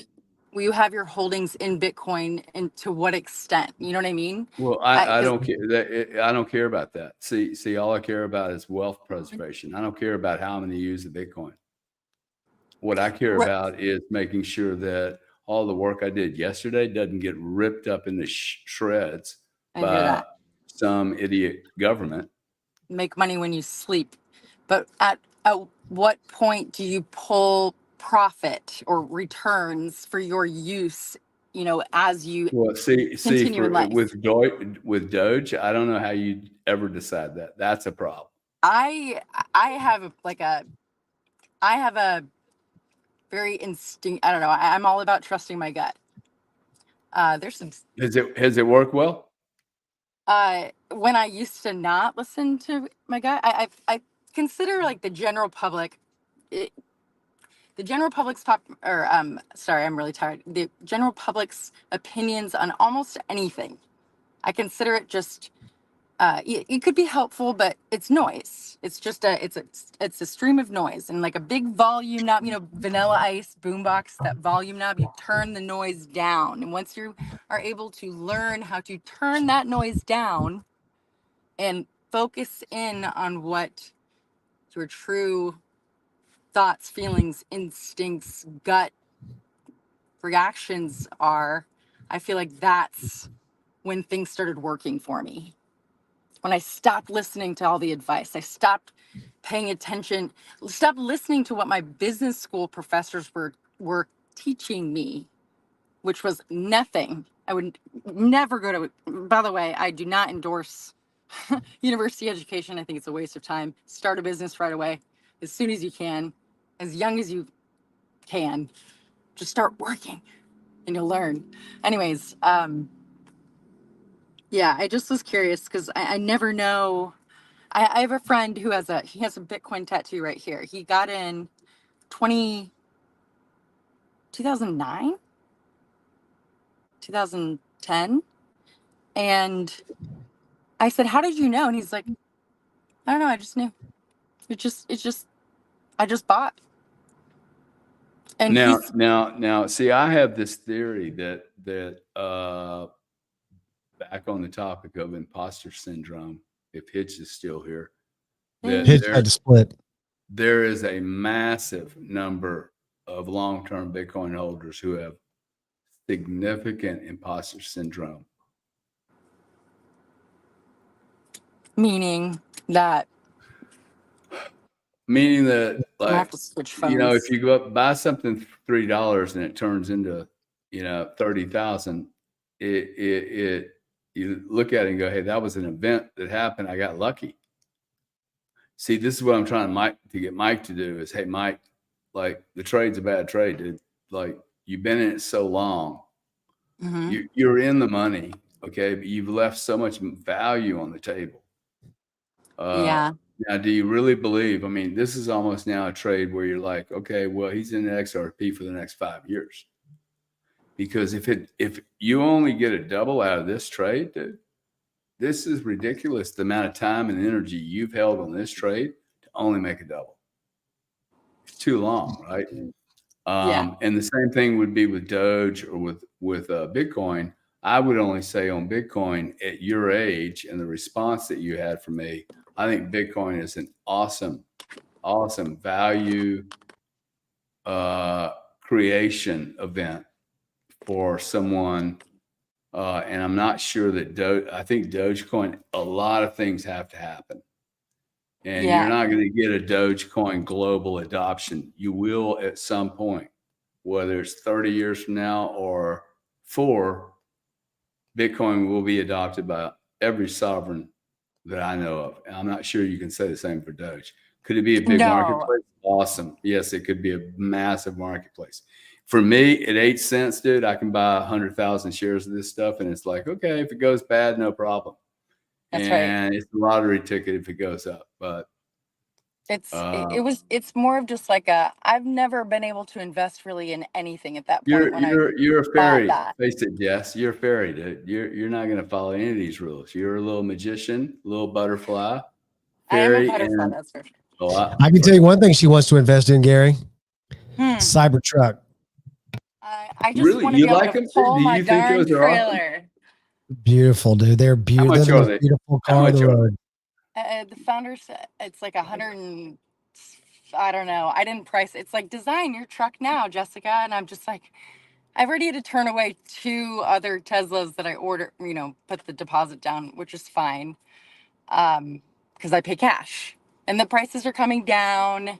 I'm looking at used vehicles, but right now I have a paid for vehicle. It just can't tow my trailer. So my trailer sits unless I pay somebody to move it. And that's very frustrating, Mike Mack. If you want to be an RV, you sell everything. I sell your house, by the way. I think you should. Sell everything you own. And then buy a big old Cybertruck. I mean, buy bare minimum and just travel for a long time. I thought he was going to say buy a big old Bitcoin. I think he was going to say a big old trailer or something, like a house, a tiny house or something like that. Well, listen, one, I think the story and we're going to get more in depth to it. And so I've been doing a little tease thing about how me and Destiny are going in a different direction. I did see that, and I kind of picked up on it, and I liked it. Yeah, and so that's kind of what we're doing. We're going to go into streaming more, as well as our Wednesday space, and so that's one of the things I wanted to do. It was have you on the show to please kind of do that. I think it'd be fascinating. Please. So I would love to be invited. Please, live streams are so much more natural for me than spaces are. I get nervous. I don't talk over people. I like to.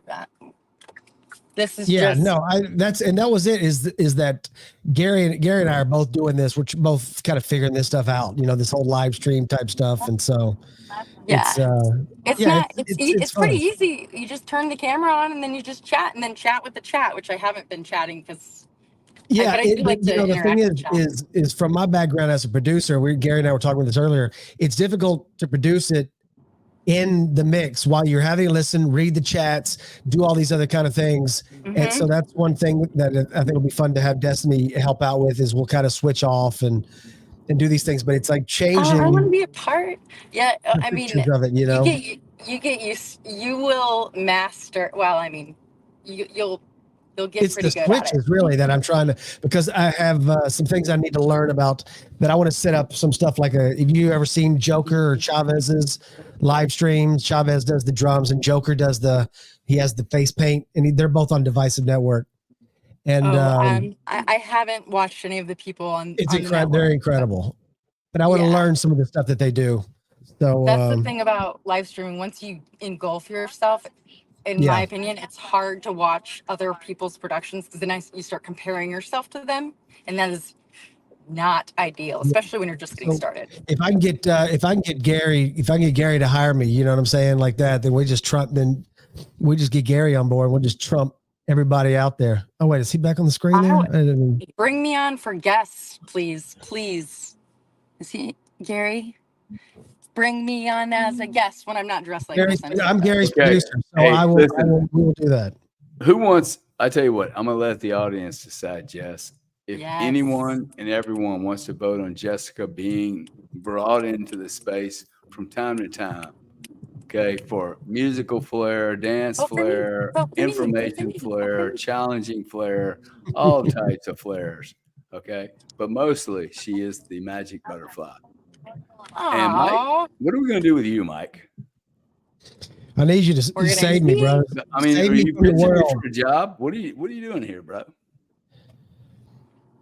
I'm just trying to, I'm just pretty much, 1 foot in front of the other, brother. One day at a time, one step. Sometimes forward is forward no matter the pace. Gary, come on. Forward is forward. It's like I have a bow and arrow theory. Sometimes, when you pull the arrow back. Hey Jess, some of the guys like wait while you're holding on to the tightening part, some of the guys, Justin Allen, look at that, she's thumbs up, guns up. Bring on Jess, she's brave. See, men love powerful women, dude. They like adventurous women. They're missing all. Jessica will be an asset to the show. Ooh, dog. Hey, you guys don't ruin the market here for me. Texas, I don't have to pay her more than $5 an hour. I mean, come on. I'll take $5 an hour. I don't need your money. I just want to communicate with people that are talking about real stuff other than, what's being covered all the time. What, hey, Jess, tell me, what is it that's being covered all the time that upsets you, that you don't like? No, it doesn't upset me. I'm just bored of, yeah. What are you bored of? I don't know. It's okay, Jess. I like to talk about Hitch brings up, he's got spaces that are, intellectually stimulating. I don't necessarily follow along with all of them and I don't always agree with his perspective, but I still love him as a host. Am I still here? Yeah, you are. Yeah, no, we got all our eyes on you. I mean, how many people looking at it right now? Right now, we got about 2,800 people. Hey, 2,800 people. Then that's total views. Connecting with you, Jess. 2,800 people that are on here right now. You know what? They don't even know you, maybe, but they love you because they're associated. You're associated with Mike or me. Shout out to the chat. That's one thing good about live stream is that it's not like a space you might have 10,000 people show up as total views. But when you look up here, like there's about 2,800 people on here live right now, like 2,800 people concurrently. So that's, I mean, I think live streaming is where it's at as far as being able that's to, very interesting, dude. Because we did the presidential. Don't interrupt me, lady. Okay, I'll slap you down like a little bitch. slap you. Oh, I'm sorry. I'm not looking. You could just tell me to shut the F up. I'm good. Yeah. offend me. I'll use that one next. I mean, that one comes out of me just so easy. It's unbelievable. Now, where were we before we went back to Louisiana? Kind of caveman. We were talking about me being a producer. You were hiring me, and I was gonna bring on Jessica to talk with dude, I asked you to fly out here. Okay, we had this space tonight, and you said, "Hey, let's talk about me working for you and doing something." Then I'm like, "Oh, he's going to work with Diligent. He's doing some kind of program." I'm like, "Oh, really? Okay, I'm confused, bro. Diligent. Why Jessica's here? No, maybe she can help moderate." Huh? What you looking for, bro? What you want to do, man? You know who I'm headed to sleep on the couch of? Diligent. Are you coming to St. Pete? No, Diligent's in Oklahoma City. Dustin's in Oklahoma City. In Florida. I'm at Diligent down here, bro. Oh, you did meet Diligent did go down there, didn't he? That's right. Oh yeah, dog. I was like me and him, like loving, yum yum yum. Y'all throwing up gangster signs? Hey, you got the hots, Jess. You got the hots for Dill. I love Dilly. He's like my brother. Oh, he lets me that kind sleep of on his hot couch love. No, come on. He literally Well, is I don't know, dude. I'm just trying to get the out. landscape right. I mean, the audience is kind of listening. Half of these people listening, they want to know what the landscape is. You know what the special voodoo for Jessica Kirsch is, dog. Let's just what you keep laying it down with. mysterious. Let's keep it mysterious. Or as Gary would say, not in a transparent world. You don't keep it mysterious. Yeah, you're right. I'm like a full open book. I mean, that's what you told me when you came in the show. In my nose, I pee in my car. Like, I don't show that, but you know. Maybe too much information there. Why? Okay. Hey, well, could somebody from Ireland just join in there? Yes, I just want to say that real fast. His name's Om. He says, "I'm a fan. Hello from Ireland. I want to say, as a person with the last name that is very Irish, I want to say hello to my friends in Dublin and in Kerry and all the freaking whereabouts out there. I wanted to freaking say hello from Ireland. Say hello from the States. Come on, freaking family in Ireland. Hello there to you. Hi, family. Hello, Ireland. What parts of Ireland? I like to ask where people are tuning in from. What city? What part of the world? Some people tune in from, you never know where they're going to be tuning in from. Whether it's a backyard porta potty, Mars, Uranus, stuff like that. Hey, leave Uranus out of this. There's my sister right there today checking in. Is that your sister, dude? That's my sister. What up, sister? She's my sister from another mister, but she's as close as you. Her and Des. That's my fam right there. So. Aww. So hey guys, it's 10:49. How long are we gonna continue this little game?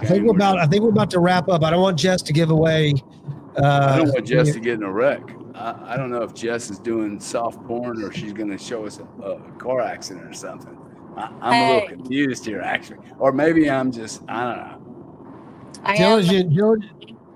Developing can you snap a quick? Hey, can you snap a quick pic of Diligent down there, and then let me have it. I'm gonna break it. No, sir. Hey guys, who else thinks Scout's that's funny honor. on my part? I thought it was funny. What did you say? Scout's honor. Sorry, what did you say? What did he say that was funny? I said I thought it was funny what I said. So I think everybody agrees with me. I think the audience agrees. Male and female agree. And Jess, no one agrees with you. I'm sorry. It's just sorry, Jess. It's just the way it's coming out. Okay, these are the stats. I missed what you said, but okay. Justin and Harold. Oh, she didn't get it. It's amazing, Mike. Have you ever noticed that? Girls are. Have you ever noticed that, Mike? That when you make your point so succinctly that the other person doesn't actually get it. Say it one more time, and I'll listen. I don't know if she identifies as a funny listener. No, you know what I'm saying? Because right now, Jess, Gary is identifying as funny, and you're not picking up on that. So it's offensive and it's racist. Police. Oh, I'm so sorry, Gary. You are hilarious. Oh, you've got zingers. Trust me. And I tune in. I tune in often. Sorry, I just dropped you. There's an officer. There's a officer. Oh, that's not an officer. That's like a dude on the top of the car going, woo, pull over. Woo! Pull over. That's what I'm saying. I don't know if it's legal to live stream and drive at the same time, but I've been doing it for a long time. Not in Oklahoma. There's a lot of things that are illegal.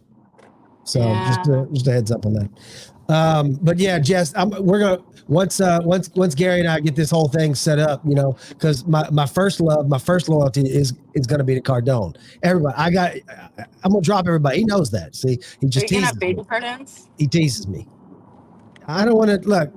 We're not going to break all the news right now, okay? So let's just build it up. Something's got to stay under wraps. Build it up.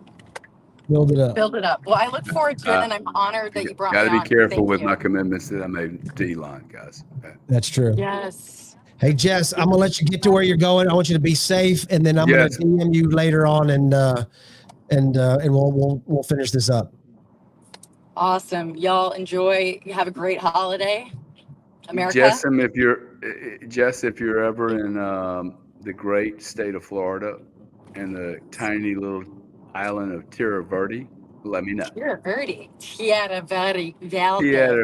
my friend. Yes, we can watch the rockets launch from here, but we need big binoculars. Very big binoculars. That's cool. Better than little ones. All right, sounds good. Thank you for the invite. I appreciate it. And tell Dennis hello from me, would you? I will. I'm almost there. Well, I will see you guys. If you want to bring Diligent out on the camera real fast, we'll wait. Yeah, bring Dill out on the camera, man. He may be watching. I'm not sure. Or I think he's probably just texting. How far are you? All right, I'm going to turn down the volume. Ask him if he wants to come out in the mask on live stream. Hey, Mike, we have people here suggesting that you and I should run for president. That'd be kind of fun. Well, excuse me, it's for me for president. I'm more of a VP type cat. Yeah. Me and Vivek. I am some not. other comments. Yeah. What institution is the next to put Bitcoin on the balance sheet, dude? I think this is a fascinating question. Let me tell you the answer. It's space. What is Thursday? Thursday, we're gonna have a space on this, but don't tell anyone. It's a tease. Drop the knowledge. Oh, it's big. It's big. It's big. Set your reminders, y'all. Thursday. It's insider information. SEC, file a fucking lawsuit on me, bitch. Insider training. Oh, yeah, insider training. That's right. Y'all sound like a freaking singing group. Training the minds to pitch. All right. Okay. I don't know how to get out of these sometimes. I'll kick you out, Jess, and then you'll be ready to go. So love you all. Let me ask you a question, Jess. One last question. One last question. Before she wrecks. Jess, I have only asked 2 other people this question in my entire life. Okay. Are you ready? Homeless people? Yes. Excuse me, homeless people. Yo. Homeless people? Yes. How do you know where the edge is? My instincts tell me. I chase tornadoes, like Jess. I've hit rock bottom. How do you I want you to think about this. Well, Jess, think about this for just 1 second. Okay. How do you know where the edge is? Think about every event you've ever known, every experience you've ever had. Close your eyes here for a second. While you're driving at 70 miles an hour, close your eyes and ask yourself, how do you know where the edge is? 70 miles an hour. Because this is a question that no one has ever asked themselves. I trust my gut, but I'm going to close my eyes real quick and think about it. But there's homeless people.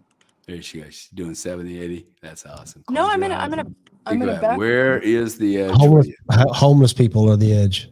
The edge is wherever I decide my limits are in any given situation. That's my answer for right now until proven otherwise the next time you speak to me. Because I could change my mind. I'm a Gemini. I think I'd change, Flexible human being. I like it. Mike, what do you think, Mike? I like it. We have a part of our crew, at least. I think so. Is a vagabond. she can go all over the nation and show up on live streams. I think she's in good shape. I would love, yeah. Look, dude, you're the executive producer. I think I'm gonna just leave it to you in your good hands to make the decision. I think she's in. I think she's gonna be a nice addition to the crew. Oh, I appreciate it. I have been live streaming for like 4 years, so I'm Yeah, but we met with like badass people like us though, not by yourself. well by myself. Well, if you can hold a live stream by yourself, then I mean, come on. Ooh, there you go. Yeah, what are you saying to me, Jess? If I can do this by myself, what? Then you have some balls, right? If you can stand there and talk to the camera for 12 hours. So really, why do I need Mike? Well, he's a sidekick, no? Or is he the what Jess, you're breaking up. I think your signal's coming. I don't is it the rocket ship? Nope, no rockets here. Hey, X is breaking up. Yeah, but YouTube's fine on my end there, Mikey. YouTube's just fine. I've got a good signal here. These spaces I've are got glitching. 500 over 42. Freaking glitching spaces here. I think I turned down the wrong. All right, I need to call him. But this has been fun. Jess. Kick me out. Love you guys. Love you, Chad. Hey, Jess, before you go, just ask him, hey, what do you call it in armless? God dang it. What do I call what? Get it out. Get it out. Real quick before you go. What do you call an armless and legless man at your doorstep?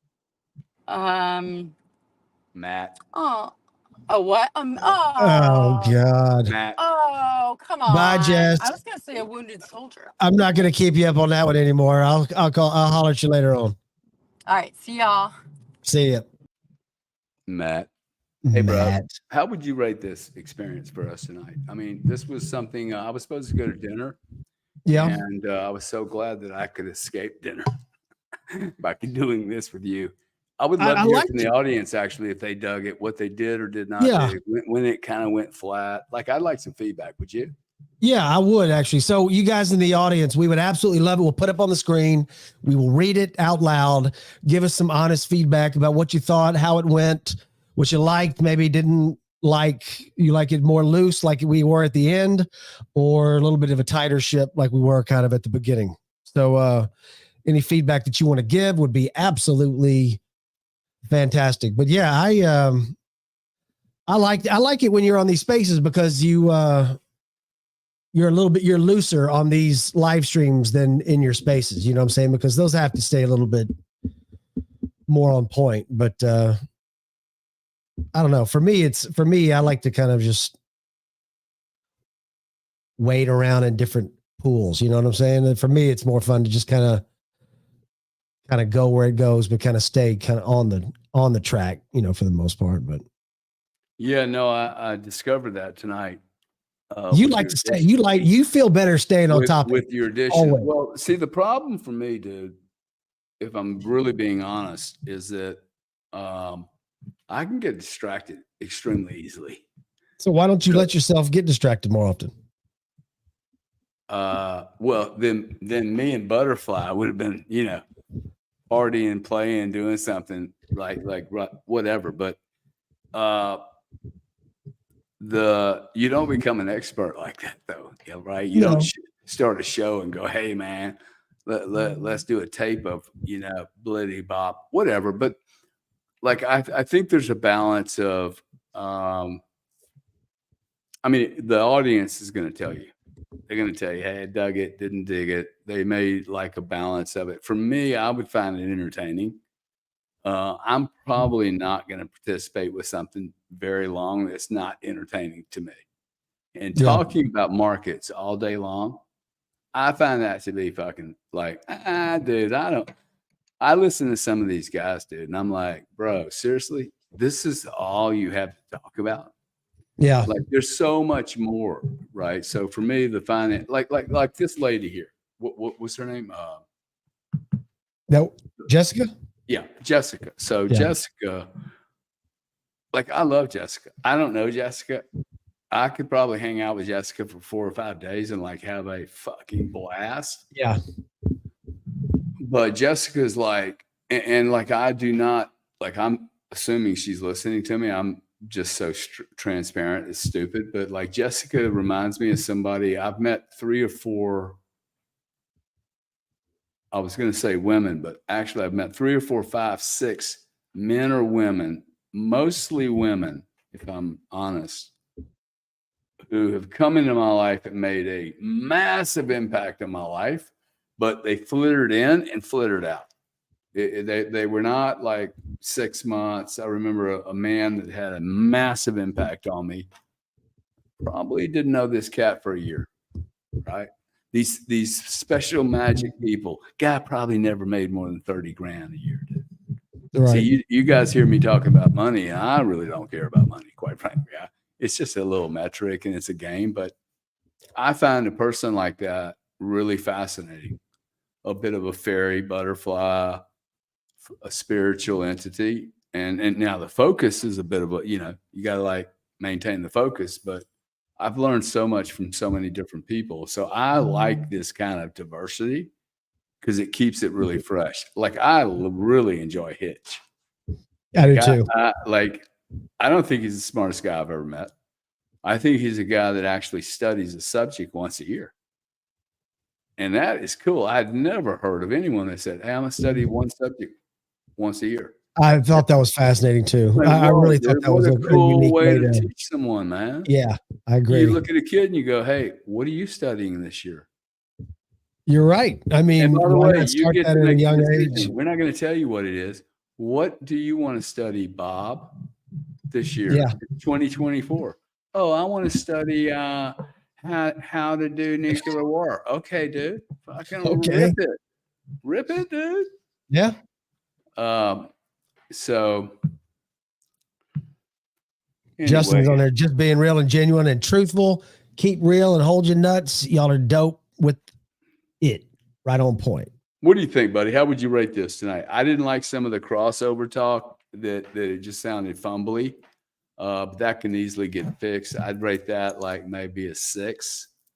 But you and I got all our shit together. No intermediaries, dude. I have professionals tell me I need somebody to do all this shit for me. What do you mean that you need someone to do it all for you? Well, no, I've had people go, hey, look, it's really complicated. You'll never figure it out. You and I got on here. Bang, bang, bang. I don't know how many, if it's productive or not. Well, we just crossed 3,000. What does that mean? 3,000 people watching right this second, or 3,000 people watching right this second? Wow. Yeah. Why does it? Because it'll go back down a little bit. It might go to 3,000. Right now it's at 3,008. It could drop down. Where do you see those metrics? Well, I mean, if where do you see those metrics though? Where do you see 3,000 people? Up at the top, right here. If you're on the same screen, it might be opposite for you. It might be over. What's there. it say? Well, give me what's the live. Can you see where it says say something on the screen? I see live. Yeah. For me right there, it says it has the live viewers on there. No, see, all I see, I must not be live then. Yeah, you are live because over 2,000 of those are yours.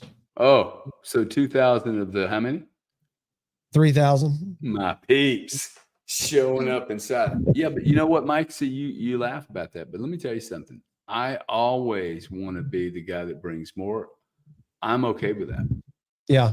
I'm actually okay with that. Now, I'd like to see you bring 500 more next week.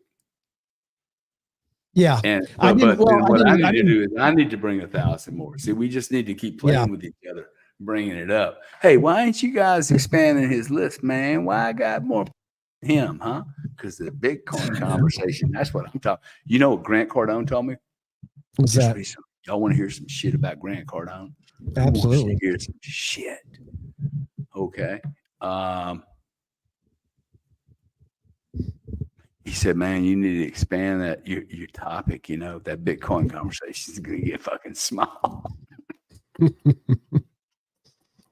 I was like, bro, I've seen your rooms. You have 200 people in your rooms. I have 1,000 people in my rooms. I think Bitcoin's the deal. Yeah. Well, it's amazing, dude, to me. Yeah. I think, to be honest with you, I think the thing that needs to be Because what I would say is this: if it's a level playing field, right, and everything just starts out equal, and we're all in a space together, or let's say that I have a handful of people and other people have a handful of people, and we all start in these spaces and everything's equal. To be honest with you, at the end of the day, I'm going to bet on myself. I'm going to feel like that I can do a room that's going to be entertaining for a longer period of time. That's going to kind of fly by the seat of the pants, as even though I might need someone to kind of rein me back in, but I don't mind being reined back in. I got not offended by being reined back in. You know what I'm saying? But I think that I can pull things, and probably from maybe being a teacher, is the differentiation with everybody in the classroom is that I know what kid needs what, and what, and people need to, like, it's funny. Like I don't know Jessica. I've only talked to Jessica a few times, but I'm just fascinated with her story. I think that would be a fascinating road to go down. And I don't want to know what is down the road. I want to find out what's down the road. I just want to know that I need a car to get down the road. I want to know there's a road. I want to know that the direction of the road, but I want to kind of see, that's why I wanted to call it with Destiny. I wanted to call it Say Something Beyond. Like, where does it go? Like the conversation that you were having with her, you just met her, about calling her butterflies. A lot of people are not going to call her that. But you know that you can call her that because you've read her well enough to know that she's going to respond well to that. I don't want to be involved with people on networks like this and shows like this that can't do that, because I don't want to carry them. Yeah. You know what I'm saying? And so when you do stuff like that, like that's the kind of, I want to be able to sit back and relax and watch a little bit of it, instead of the panic coming in where it's like, back in radio, Lone Star Country, KJ 103, J Michael's wrapping up another 4 in a row guarantee, and I can't find my commercial, or the CD's not playing. Weather for tonight looking like this, partly cloudy skies, about a 20% chance of some in the west, and I'm panicking. You know what I'm saying? I like to just, like, I like your style, and I like Hitch Slap style, and I like the way that Jessica was. I like other people's style, and I think that if we can mishmash the right people together, if it's good, it works. That's it. Like, that's the end of the story. Like, I think it's the basic thing is it entertaining? Can you joke? Can you be yourself? Does it work? And I listen to a lot of people in spaces, and there's a lot of people that don't go video, right? And I think they're going to have a hard time transitioning, like the silent films. Greta Garbo was freaking gorgeous. Well, see, what I would like to hear from the audience, though, is do you care? I would love to know from this audience, how many of these 3,000 people are listening to this and not watching it? Because for me, it's a pain in the ass. The video piece of this, for me, is not good. Why is that? Well, one, I'm a very active guy. I probably walk 3 miles a day, and I never leave my house. Yeah. So I'm either talking on a telephone or looking at charts, or if I'm looking at charts, I'm sitting in my office.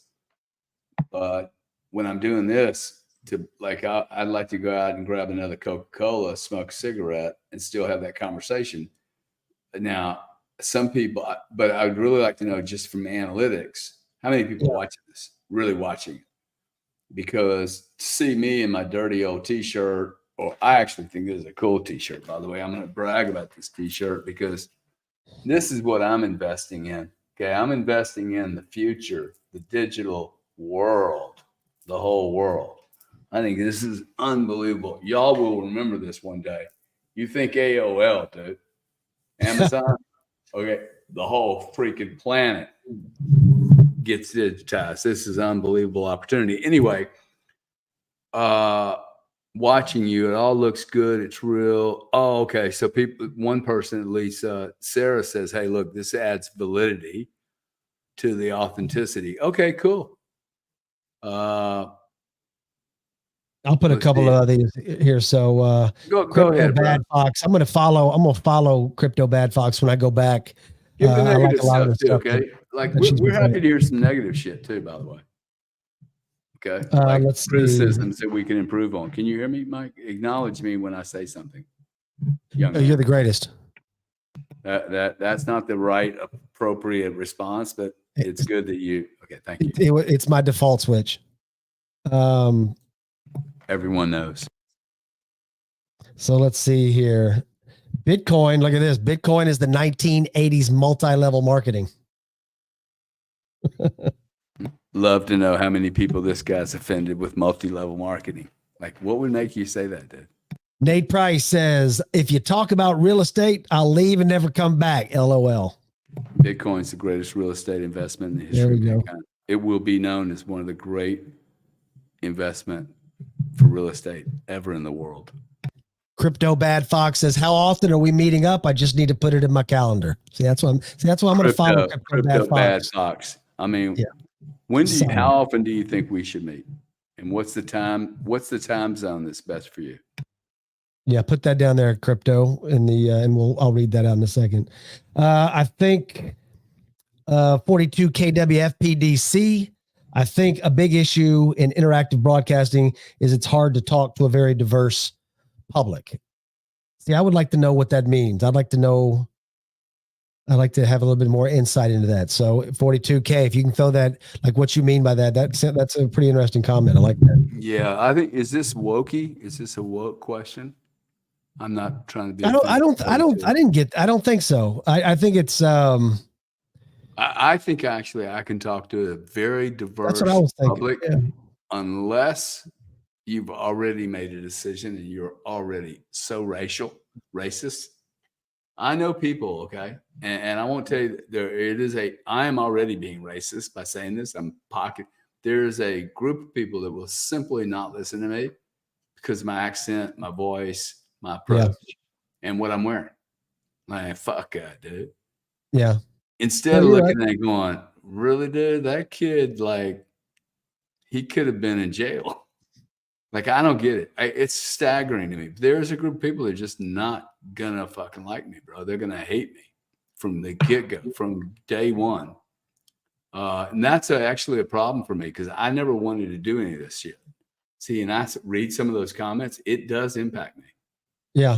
Like I look at it and go, well, I don't want to hear this shit, man. Well, that's why they make them. That's what they're trying to do, you know? Yeah, well, fuck you, dude. I've had every fucking major utility on the planet not want me to play in their little game. Every time somebody does it, it really irritates me. Yeah. And then I'm like, fuck off, dude. I bet if I just drop my pants on damn video. I mean, let's roll. Let's go. Let me go lock and load and hurt something. Hey, you drop your pants on screen. I'm gonna give you full screen, baby. Yeah, I'm gonna go smoke a cigarette while you're talking, man. I'm watching Prototype Lori. Hey, what do you guys think I smoke? Think I smoke weed? You think I smoke reds? You think I smoke greens, yellows? Reds. What do I smoke, man? Reds. Let's find out. It's got to be Marlboro Reds. Has to be. That's the only answer. Because one, weed is the outlier. And you wouldn't have gone with that if that was what you smoked. But reds, you went so specifically on reds as your second answer. That was your giveaway. You probably throw some Marlboro Lights in there just for old time's sake. Where'd you get that shirt, Gary? I don't know. I tell you where I got this one, though. Look at that. Earl Campbell, baby. Earl Campbell. Hey, Mike, can you hear me? Yeah, I can hear you. I am told that the last thing I want to do, I just got a note, is have any kind of a smoking device in a video. You'll get banned immediately. Really? I think most people would probably rather see you smoke. I've been told not to. I don't want to hurt your following, bro. My following is okay. I love everybody. I love your followers and I love my followers.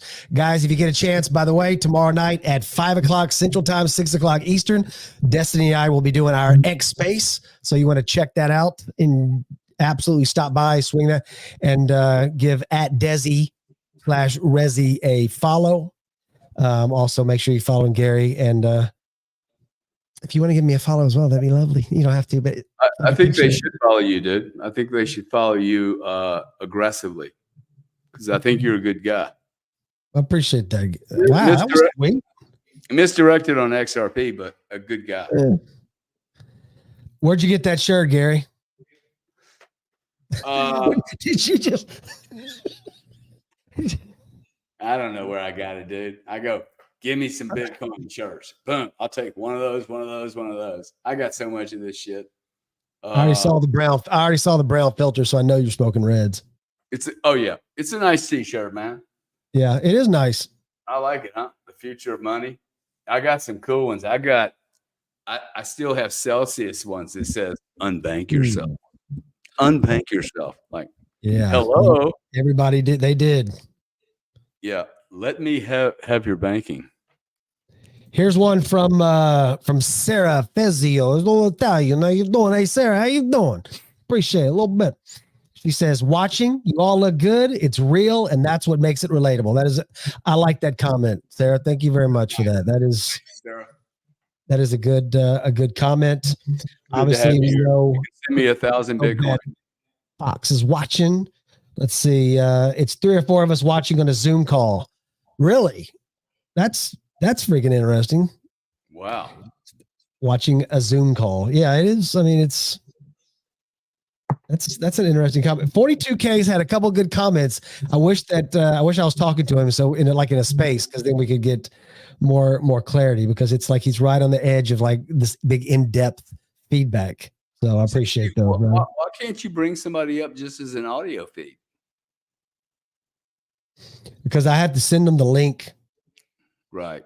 They got to punch. But we could do that in the future, though. We could have a thing where we could put we could put up like the link on a QR code, and then you could put the QR code up on there, and then some people could like scan it, and then we could pick which ones we wanted to bring up. Instead of sending it out to everybody, we could just put it up on the screen. They could scan it. Yeah. Here's the gentleman that says, I will buy Bitcoin when it is 1-to-1 with the dollar. Exactly what does that mean, sir? Does that mean that you expect the Bitcoin to be priced at $1? 21 million units, 19.6 are issued. So you want the entire Bitcoin market cap to be $19.1 billion. Well, if Bitcoin starts dropping, then I guess it is pegged to the dollar. He's not saying pegged to the dollar. He's saying 1-to-1. Oh. 1-to-1. That means it's $1 times 21 million units. Susan CP. How you doing? Hey, Susan. I agree. Bringing on different listeners would be really fun. I vote for more of the goofiness and free flow conversation. There you go, Susan. Susan, do you like the video part of this? Love to hear your comments on that. Absolutely. Gary Stokes, Benson, and Hedges are cool 100s. No, dog. Sorry, I don't. So, and the thing is the one thing I want to do though is I want to be able to get to where I'm doing something, let's say like this, where I can go. That's good, dude. See, I like that. I like that kind of. I mean, and then I can switch back to like.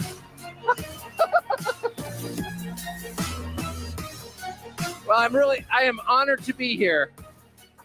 I never thought I would be here. I love the Australian shouting. I don't know anything that you're saying, but I know that I would agree. Anyway, see, that's really where the practice, I think, comes in, is I want to get to that point to where I'm like, obviously you want to have some prep so you have it all lined up ahead of time. But then to be able to go to that, like, I think that's really the most fascinating part. It's like you're doing a live, like a feedback video, or something like that, where everybody can kind of chime in, and then you just kind of script it. So that's a cool part. That's just going to take practice, though. That's right, bro. Where's your boy Sam at? I sent him a link. Yeah, these young guys, man, I think they go to bed at 8:30. Sam got a girl. Who knows, bro? But I hope he had fun. I had fun doing this. Did you? I had a blast, man. You were the first. You were the only person. You're the only person I sent that message to. Why don't we end it before we start arguing with each other? That's what I'm saying. Let me read a couple more comments real fast here and see what we got. That's gonna break this, dude. That's gonna break it. Okay. It is. I didn't want to give bad vibes. I'm simply highlighting there's a misunderstanding and reading the total number of views.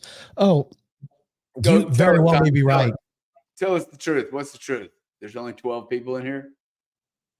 No, they're like a lot of them. Like I mean, most of them are all yours, like 2,500 or something like that. So I'll take 700. They show. I appreciate it. How you doing? I appreciate it. The Gary Cardone tribe. You know, I'm going to end on this, Mike. I think we should end on this note. Let's do it. That is, with all great seriousness, I actually think we need a tribe. I think we need a number of tribes.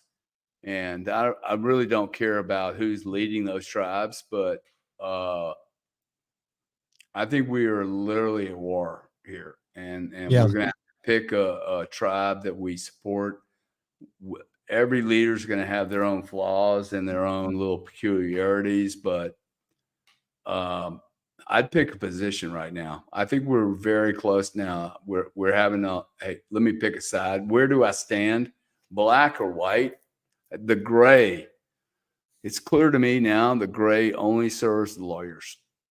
Like if we can have just clear rules, we know what's right and wrong, and we like treat it accordingly. And that's the way I try to do these rooms. I'm cool with anyone coming in here with views. XRP, cool, dude. Give me I'll give you 30 minutes to give me a pitch. And I take a lot of heat for this shit. Like the interview I did with the Cardano guy, I cannot tell you how many friends I lost. I'm like, whatever, dude. You weren't ever a friend. I mean, I interviewed a guy. He was in my home, dude. Come on. And I'll take, so anyway, my point is, I just think we have an opportunity here to collaborate and to work together to have fun, but we have to build a collaboration of people together, a force. Yeah. As long as we have this vehicle, not to use it would be like, whoa, that would be so sad. So the next time, if we ever do this again, and I'd like to do it again, let's make sure that we bring the families in. Like earlier today, I had a 15-year-old and a 9-year-old and their dad listen to me. And I'm like, okay, now I'll do this a lot now. Okay. If when I see a dad bringing his children, I'm like, okay, now we're actually accomplishing something, right? And these kids are like, they're being told by me, hey man, you can do anything you want, dude. Anything you want. If I can do that on video, that will come across to a 9-year-old much better. Like you can do anything you want. For a 9-year-old or a 15-year-old to hear that from someone other than their father. Okay. Like, let's face it. Okay. I discounted what my parents told me, but if I hear it from another guy, like you heard it from Hitch today and you're like, whoa, did you just acknowledge me, dude? And you flourish. It's like a flower. Right? We pour water on a flower or plant and it grows. And if we don't pour water on that plant, it's not going to grow. And we are the greatest plants ever, man. We can communicate. We sense things. We have the ability to imagine. We have the ability to imagine. Okay. Very few organisms have the ability to create an image and a picture of something else they want to create. That is absolutely unbelievable. And we should tap into that. And I'll commit to spending more energy and time learning how to do that through this kind of medium. I think it's very, very important. Yeah. So I'll end with that. How would you like to end, bro? Yeah, no, I agree with everything you're saying. It made me think about, we don't really have the voice of younger people on here that often.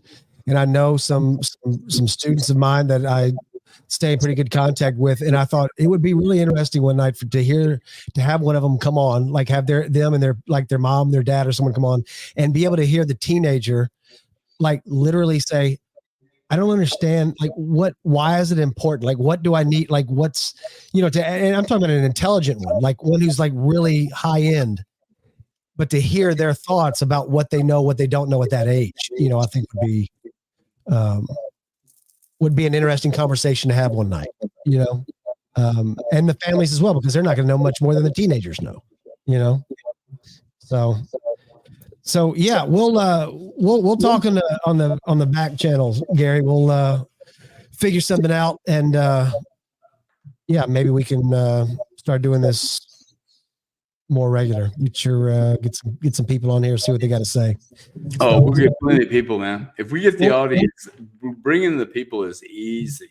Yeah, this is the reason for the retweets. People don't understand. Once the audience gets really big, people come. I mean, like, I'm not paying anybody to show up. I will never pay anybody to show up here. Okay, fuck no that. bots, no bots, no paid off. People. You either show up and you're enjoying genuine. Like, people need to give back. Okay, I know a lot of wealthy people. They don't have enough great things to give to, and writing a check is easy. Fucking doing this for 2 hours is not that easy. But anyway, I enjoyed doing it with you, bro. Appreciate it. Absolutely, brother. I will we'll sign off. Everybody out there in the audience, thank you guys so much for joining us, and thank you so much for the comments. We had an absolute blast hanging out with you guys tonight. So give us a follow, turn on the notification bells, and when we do this again, you will know about it. Shout out to Gary Cardone. Everybody give him a little private clap there. Not too loud though. Some people are asleep. So until next time, guys. Buy Bitcoin and buy Bitcoin, and we will see you guys next time. Now, Mike, when you exit